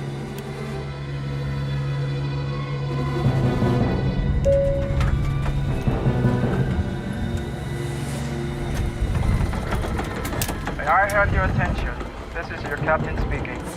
We are about to experience some turbulence. Could all the passengers return to their seats? Controllers on the ground try to get Flight 574 back on course, giving them directions to their next assigned waypoint called Diola. Adam Air 574, maintain 350, direct to Diola. Confirmed, flight level 350, direct to Diola, Adam 574.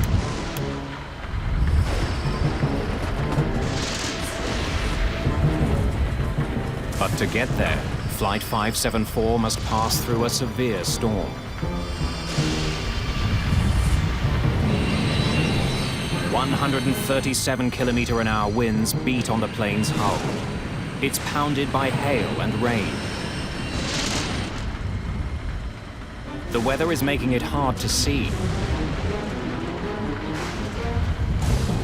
The crew is not just concerned with the weather.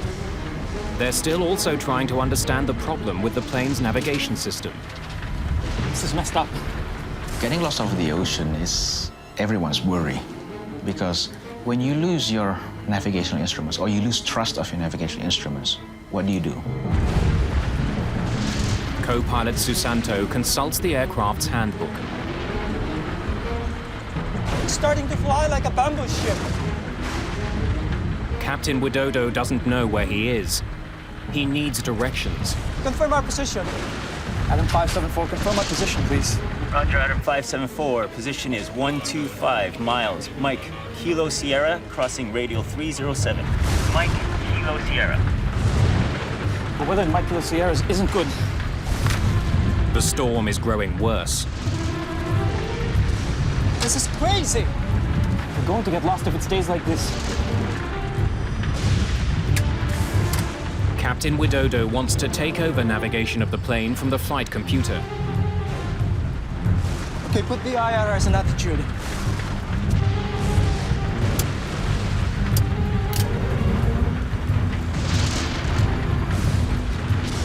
But suddenly, a warning. The autopilot has disengaged completely.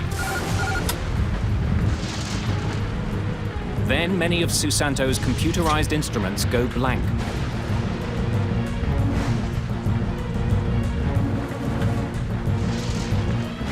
The crew doesn't notice that their plane is rolling over. Flight 574 is banking at a dangerous angle. They enter this.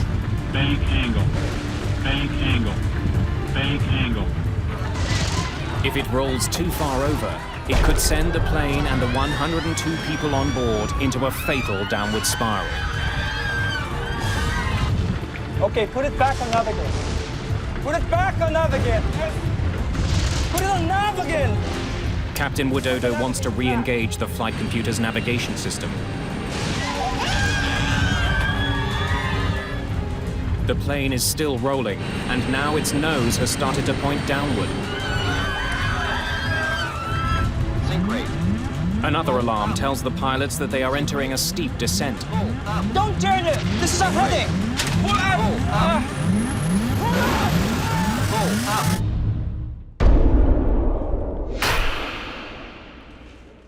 Adam 574, Yujung control.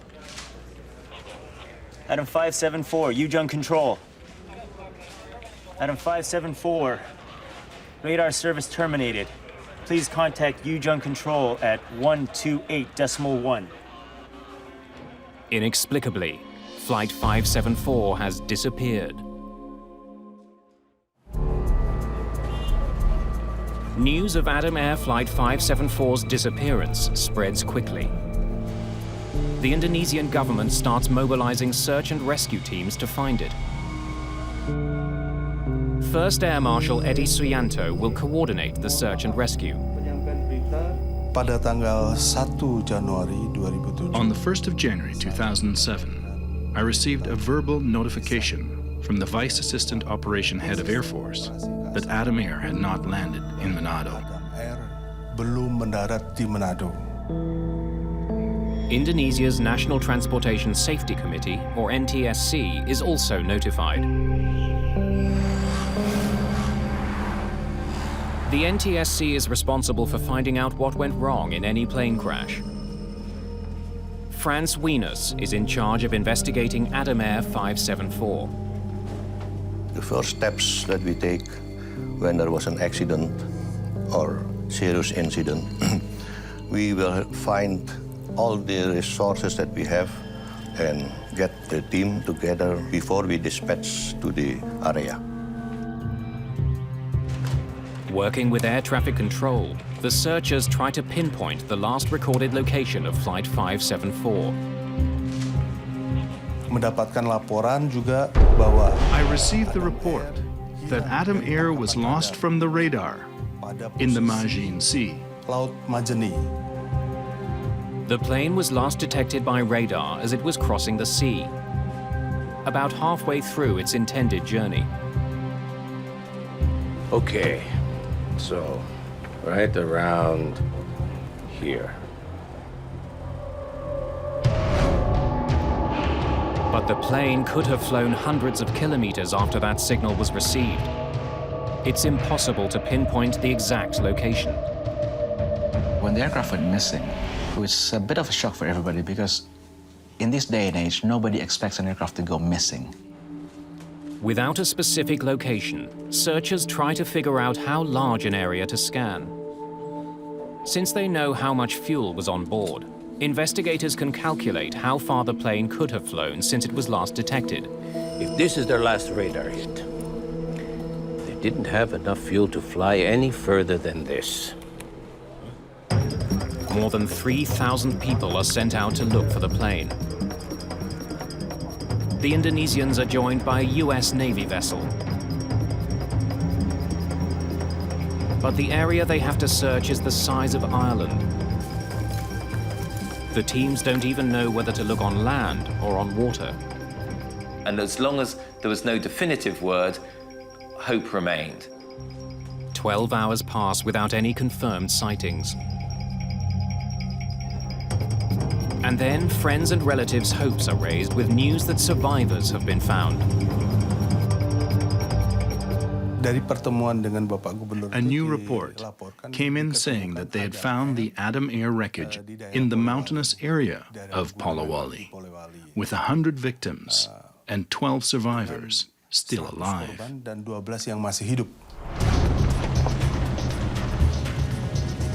Rescue teams hurry to the island of Sulawesi, hoping to return survivors to their families. They also hope to discover what went wrong on board the plane. When news broke that some people might have survived the crash, the already incredibly stressed and emotional families of the survivors thought, whoa, maybe there is a chance. Maybe my wife, cousin, husband, brother has survived.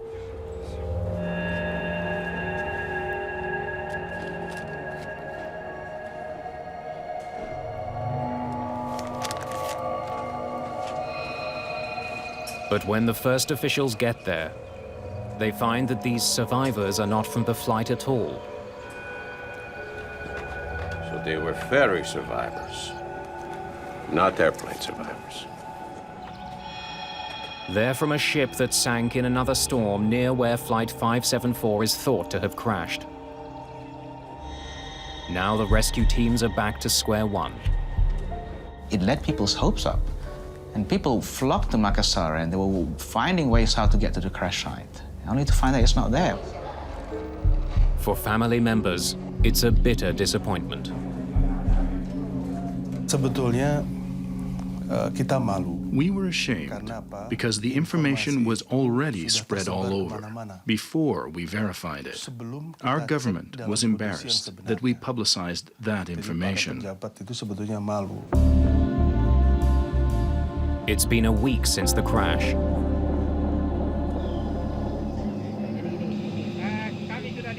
With each passing day, the chance of finding any survivors grows smaller. There was still no clear picture of exactly where the plane had crashed and how it had gone down and why it had gone down. Weenus needs to locate the wreckage as soon as possible. Most of all, he needs the 2 black boxes that record conversations in the cockpit and flight data. There are beacons attached to the boxes, but they only have a 30-day battery life. 9 days after the crash of Adam Air Flight 574, a fisherman finds what he thinks might be part of an airplane, 300 meters off the coast of Sulawesi. The piece is taken to an Indonesian Air Force base for analysis. Frans Weenus quickly identifies that it is part of a Wright elevator.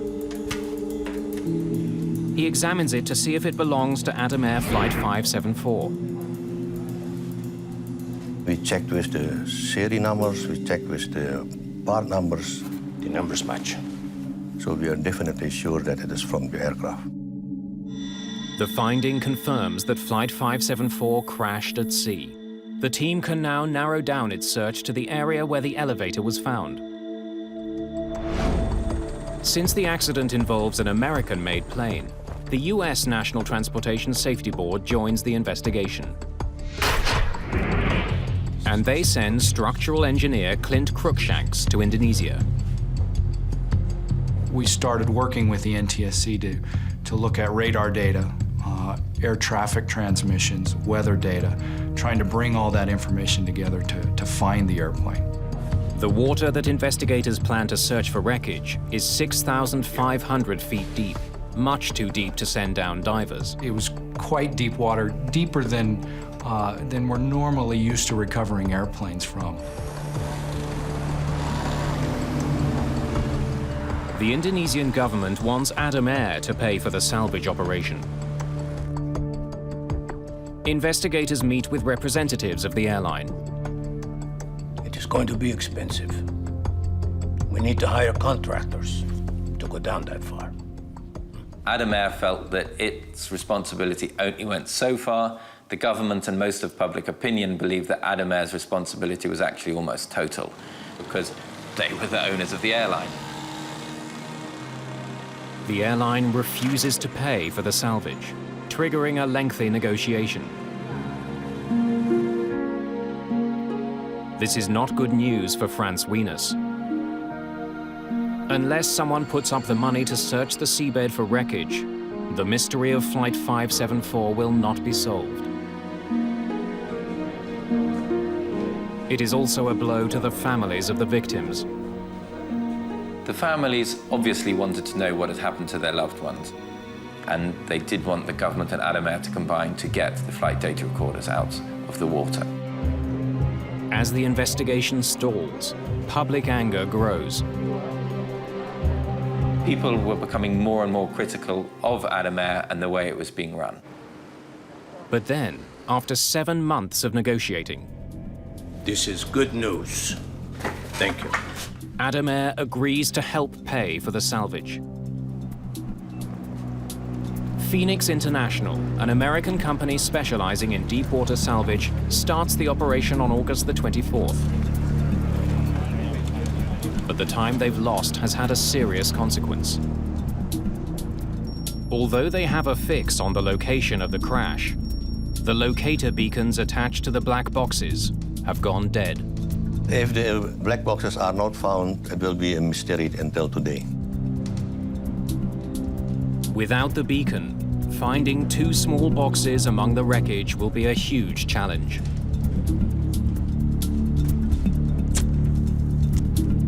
To make matters worse, Adam Air has only put up enough money for 1 week of searching. So it was like, go out there, if you don't find anything in 7 days, you're done. After locating debris with sonar, an unmanned remote-controlled submarine is sent down to look for the black boxes.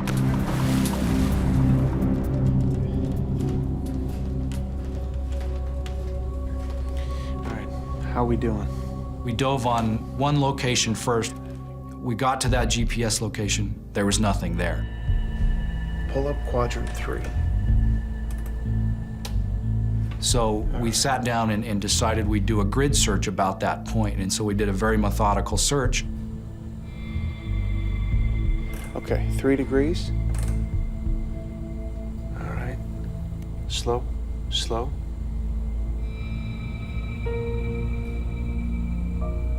We're coming up on something.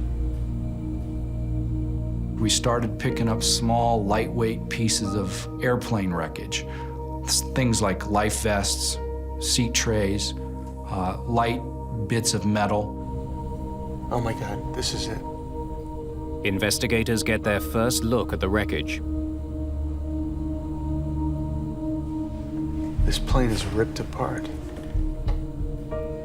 The state of the wreckage illustrates just how violent this plane crash was. The little pieces of wreckage didn't tell us anything about the cause of the crash. They did tell us, however, that the airplane hit the water at a very high rate of speed. This was the most fragmented airplane that I have ever seen. Only 2 days into the operation, Cruikshank spots something. All right, stop. Rotate back 5 degrees. I noticed on the left side of the video screen something that appeared to be orange, and I instructed the ROV operator to take a closer look at it. That's it. That's it. Okay. Once we got over there, we realized that, yeah, this in fact was the FDR. The plane's flight data recorder has been found. All right, good work, Joe. Let's get this up. We were very excited that we had seen and recovered one of the boxes.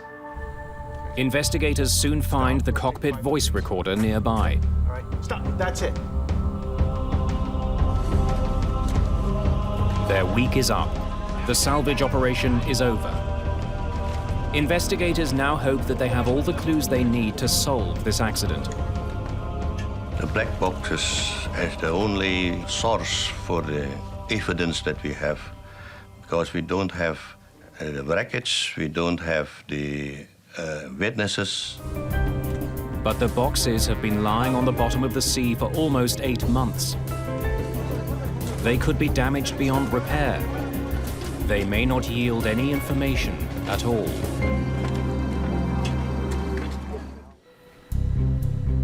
The black boxes from Adam Air Flight 574 are taken to the National Transportation Safety Board in Washington, D.C.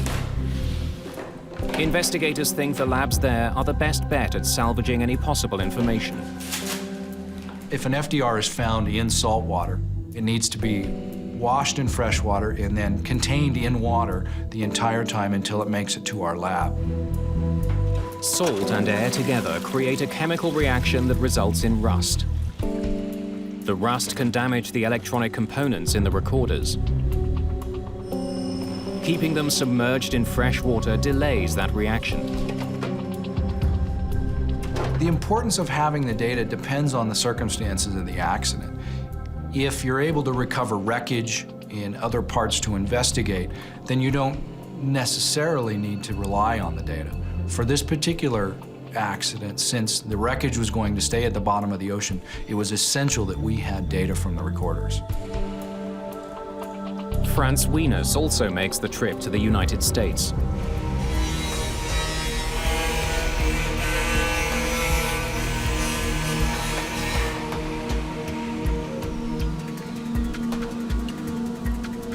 The FDR and the CPR, when they were recovered from the bottom of the sea, the cases were actually 50 or 60% damage.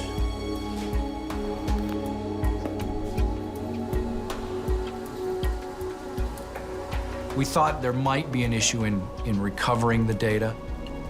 It wasn't as damaged as many others we've seen, so we were fairly confident if there was data recorded, we would be able to get the data off of it. Technicians begin the painstaking process of retrieving the information. The job is a multinational effort. The Australian Transport Safety Bureau was requested to assist. We have an excellent relationship with the NTSB folk, and so our flight recorder specialist went to the United States and worked alongside the NTSB. The electronic components containing the data are carefully removed and dried.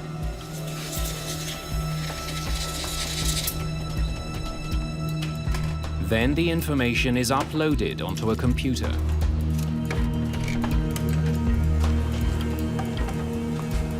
As the delicate procedure of recovering the data from both recorders progresses, investigators are aware that they have an additional concern. As you can tell, one problem that we ran up against in this investigation is the maintenance records indicated that the flight data recorder was written up as being inoperable in the weeks prior to the crash. We were concerned with that in that if we found the FDR, it may not have recorded anything.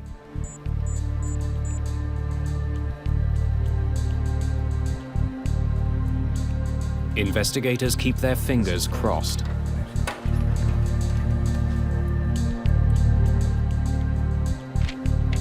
we've got it all. It's all there.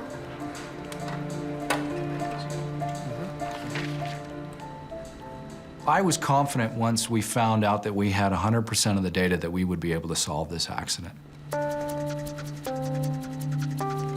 The two black boxes provide investigators with the first solid clues about why Flight 574 fell from the sky. Good afternoon, departure. This is Adam 574.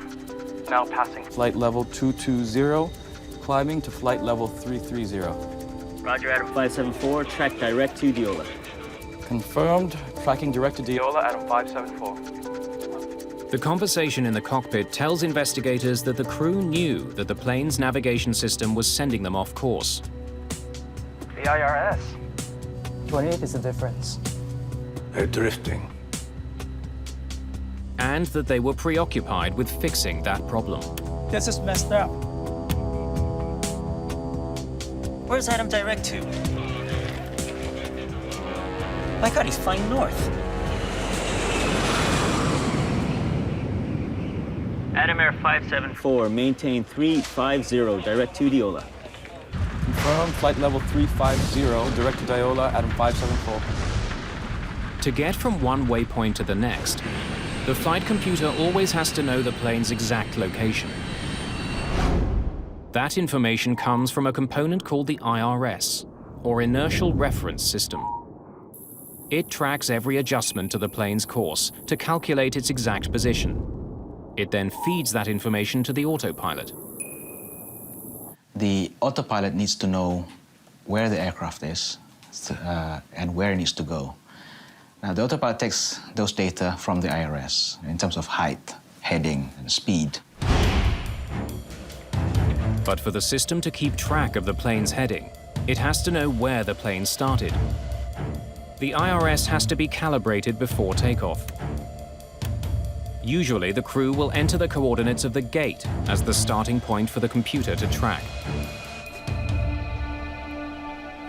Investigators wonder if the IRS guided the plane off course because the wrong initial coordinates were entered. We just got this. They check this by looking at information from the flight data recorder. The numbers are fine when they're on the ground. Yes. The data confirms the IRS was calibrated before Adam Air Flight 574 took off. This is where it begins. But for some reason, the IRS began to send the plane off course almost as soon as the flight got in the air. Just gets worse and worse. I have something else I'd like to show you. Some maintenance logs. Crookshanks and Weenus look at the maintenance history of the IRS system that was on board Flight 574. As you can tell, there's more than 100 write-ups here. Look at this. Same unit. The same problem. That's right. The history shows that there had been numerous complaints about the plane's navigation system over the past 3 months. Again and again. Investigators wonder why the airline didn't fix the problem. In the case of the IRS of this aircraft, that unit should have been taken out and sent to maintenance for calibration or repairs.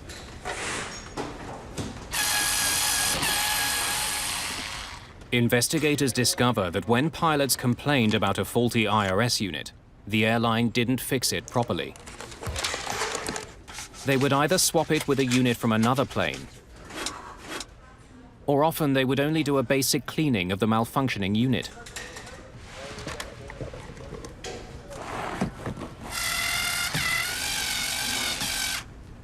They just pull up the connectors, spray it with some lubricant cleaners, then put it back on, did some ground test, and then just put ground test OK on the maintenance log. Since the IRS is such a vital piece of equipment, this is contrary to all recommended repair policies. Investigators listen to the cockpit voice recorder, hoping to discover how the malfunctioning IRS contributed to the crash. This is crazy! We're going to get lost if it stays like this. Don't turn it! This is our heading! Pull up!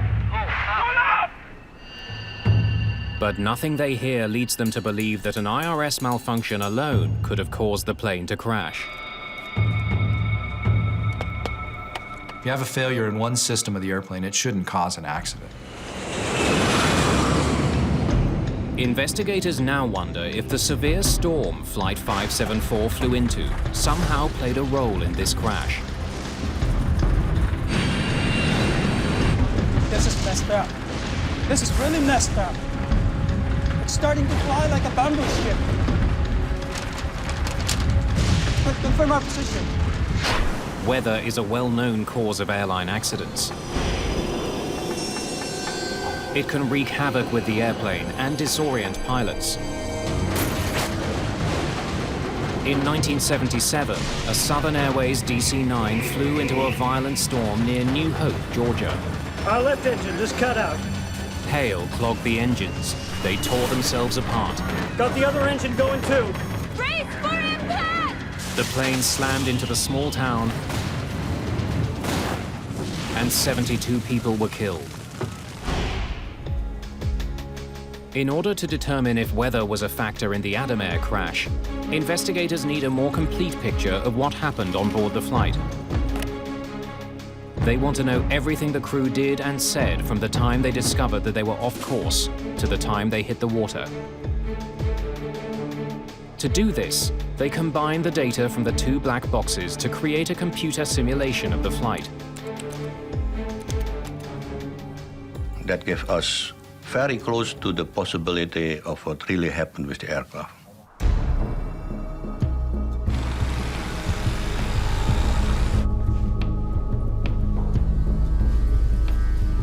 Investigators return to Jakarta to study the simulation.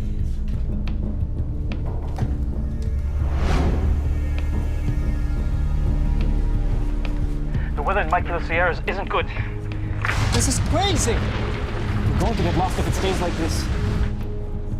They can see that throughout most of the flight, the computer was navigating the plane. But since the flight computer was sending the plane off course, Position, please. the captain decided to navigate the plane himself. Okay, put the IRS in attitude.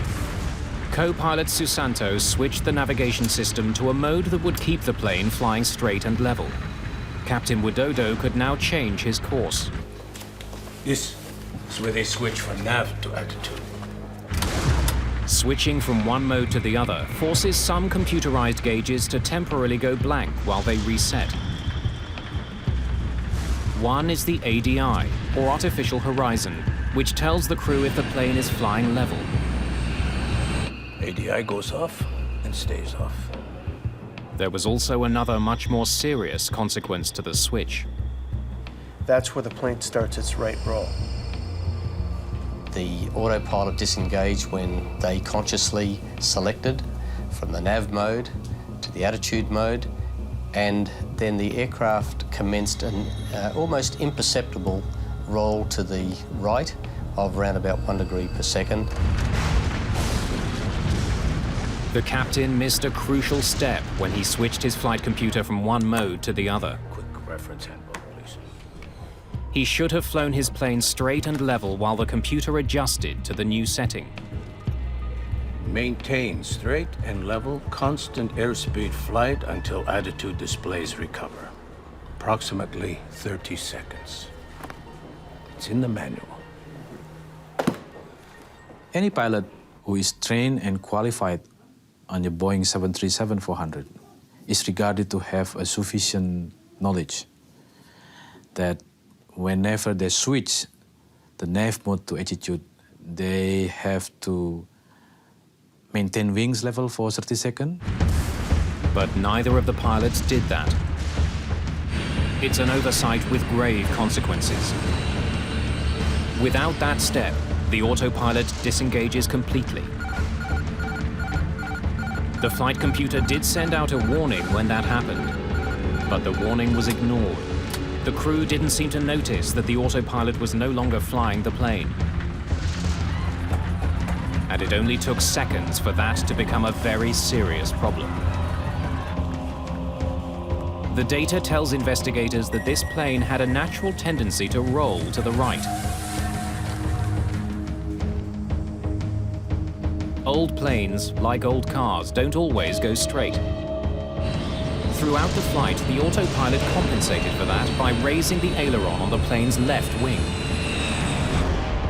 An aileron is a movable flap on the wing that controls how much the plane rolls to the left and right. But once the autopilot disengaged, it stopped compensating and the ailerons went back to a neutral position. That allowed the plane to revert to its tendency to roll to the right. And they don't even notice. At this point, the plane was rolling at a rate of 1 degree per second. Focused on their faulty navigation system, and with thick clouds obscuring the horizon, the pilots had no idea that their plane was dipping. It's not uncommon for pilots to get disoriented in this way. Your body will start to fool you. Your senses will start sending you false information or false senses. You might think that you are actually going straight and level, while you're actually rolling slowly to the right or to the left. The 737 is programmed to issue a warning when it rolls past 35 degrees. Bank angle, bank angle, bank angle. The flight data recorder shows investigators that in response to that alert, Captain Widodo did attempt to level the plane. They get an oral warning from the airplane that says, hey, bank angle, bank angle. And at that point, they made some small inputs to the controls, but they didn't fly the airplane. Believing that the autopilot would keep the plane level, Widodo soon turned his attention back to the problematic IRS. When the pilot engrossed with troubleshooting of the IRS, their ability to pay attention for the other tasks is reduced. Further, these IRS anomalies has become the only priority at the moment. Usually you would say one pilot deals with the system issue, the other pilot flies the airplane. They were both dealing with this system issue and totally focused on the issue, so they never saw what was happening. This is not the first accident involving what we would call spatial disorientation. It was almost 3 years earlier to the day that another flight, Flash Airlines 604, taking off over the Red Sea, had a similar fate. See what the aircraft just did? Distracted by a malfunctioning component in the cockpit, the captain may have become disoriented. Autopilot! Autopilot! Like the Adam Air flight, the captain's attention was focused on his flight computer. And like the Adam Air flight, his plane began rolling dangerously to the right. Investigators concluded that without any external references, the captain simply couldn't tell that his plane was falling from the sky.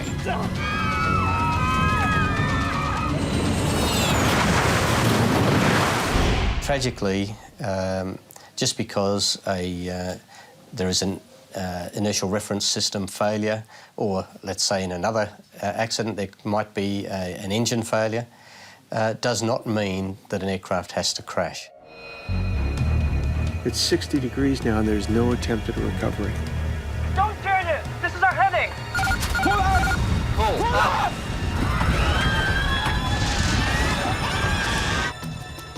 Investigators can see that when Captain Widodo does take action, he makes the situation much worse. With his plane still banked drastically to the right, Captain Widodo should have leveled his wings and then pulled his nose up. He did the opposite. He began pulling back on his control column before his wings were level. That forced the plane into a tight spiral dive. Basically, it rolled, and it just kept rolling until it almost went inverted and just kind of fell out of the sky once it got to a point where it wasn't flying like a normal airplane should. The aircraft was descending at nearly 900 kilometres an hour, at a vertical speed at times reaching in excess of 21,000 feet per minute.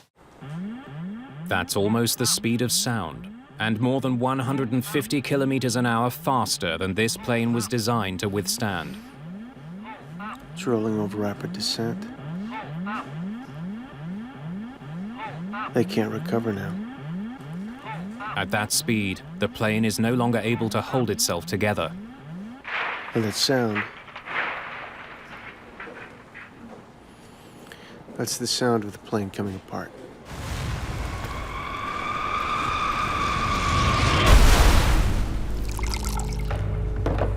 The black boxes have revealed how Flight 574 crashed.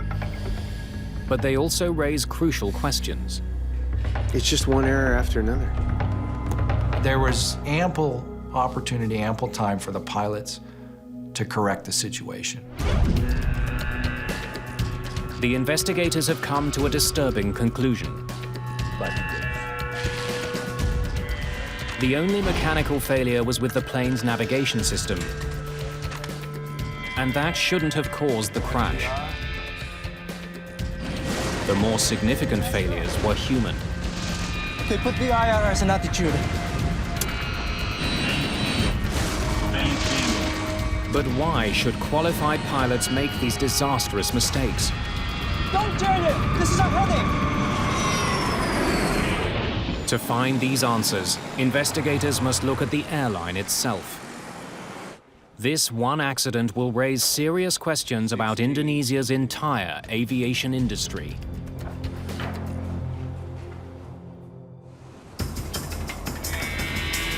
Investigators turned their attention from the actions of the pilots on Flight 574 to the airline that employed them, Adam Air. They meet with the owners. Frans Wings. Adam Air was founded in 2002 by a wealthy businesswoman named Sandra Ang. Ang named the airline after her son, Adam, whom she also appointed as the company's president. We need to know more about your training program. The The investigators interview Adam Air pilots. Did the airline provide any training on recovery procedures in the event of an IRS failure? No. They want to find out more about how the airline trained its flight crews. What about recovery techniques? IRS troubleshooting? No?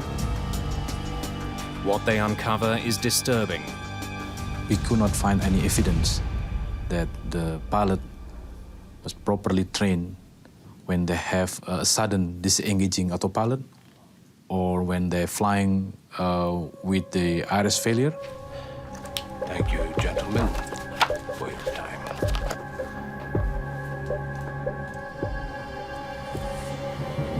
As they dig deeper, investigators find an airline plagued with safety issues. 11 months before the Adam Air crash, in February 2006, another Adam Air plane, Flight 782, flew off course the same way as Flight 574.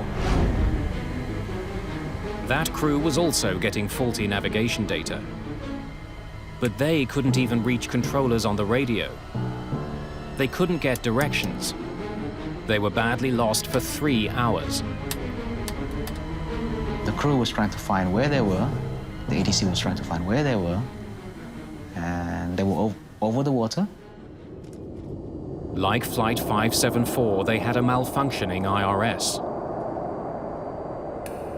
In the end, the plane landed almost 500 kilometers south of where it should have been. They just continued until they found an island. And it had an airport in it. They said, okay, we have to land there, otherwise we don't know where we're going to go. And they landed, and they didn't know exactly where they were until they landed. 6 months after Flight 574, the European Commission banned all Indonesian airlines from flying to Europe.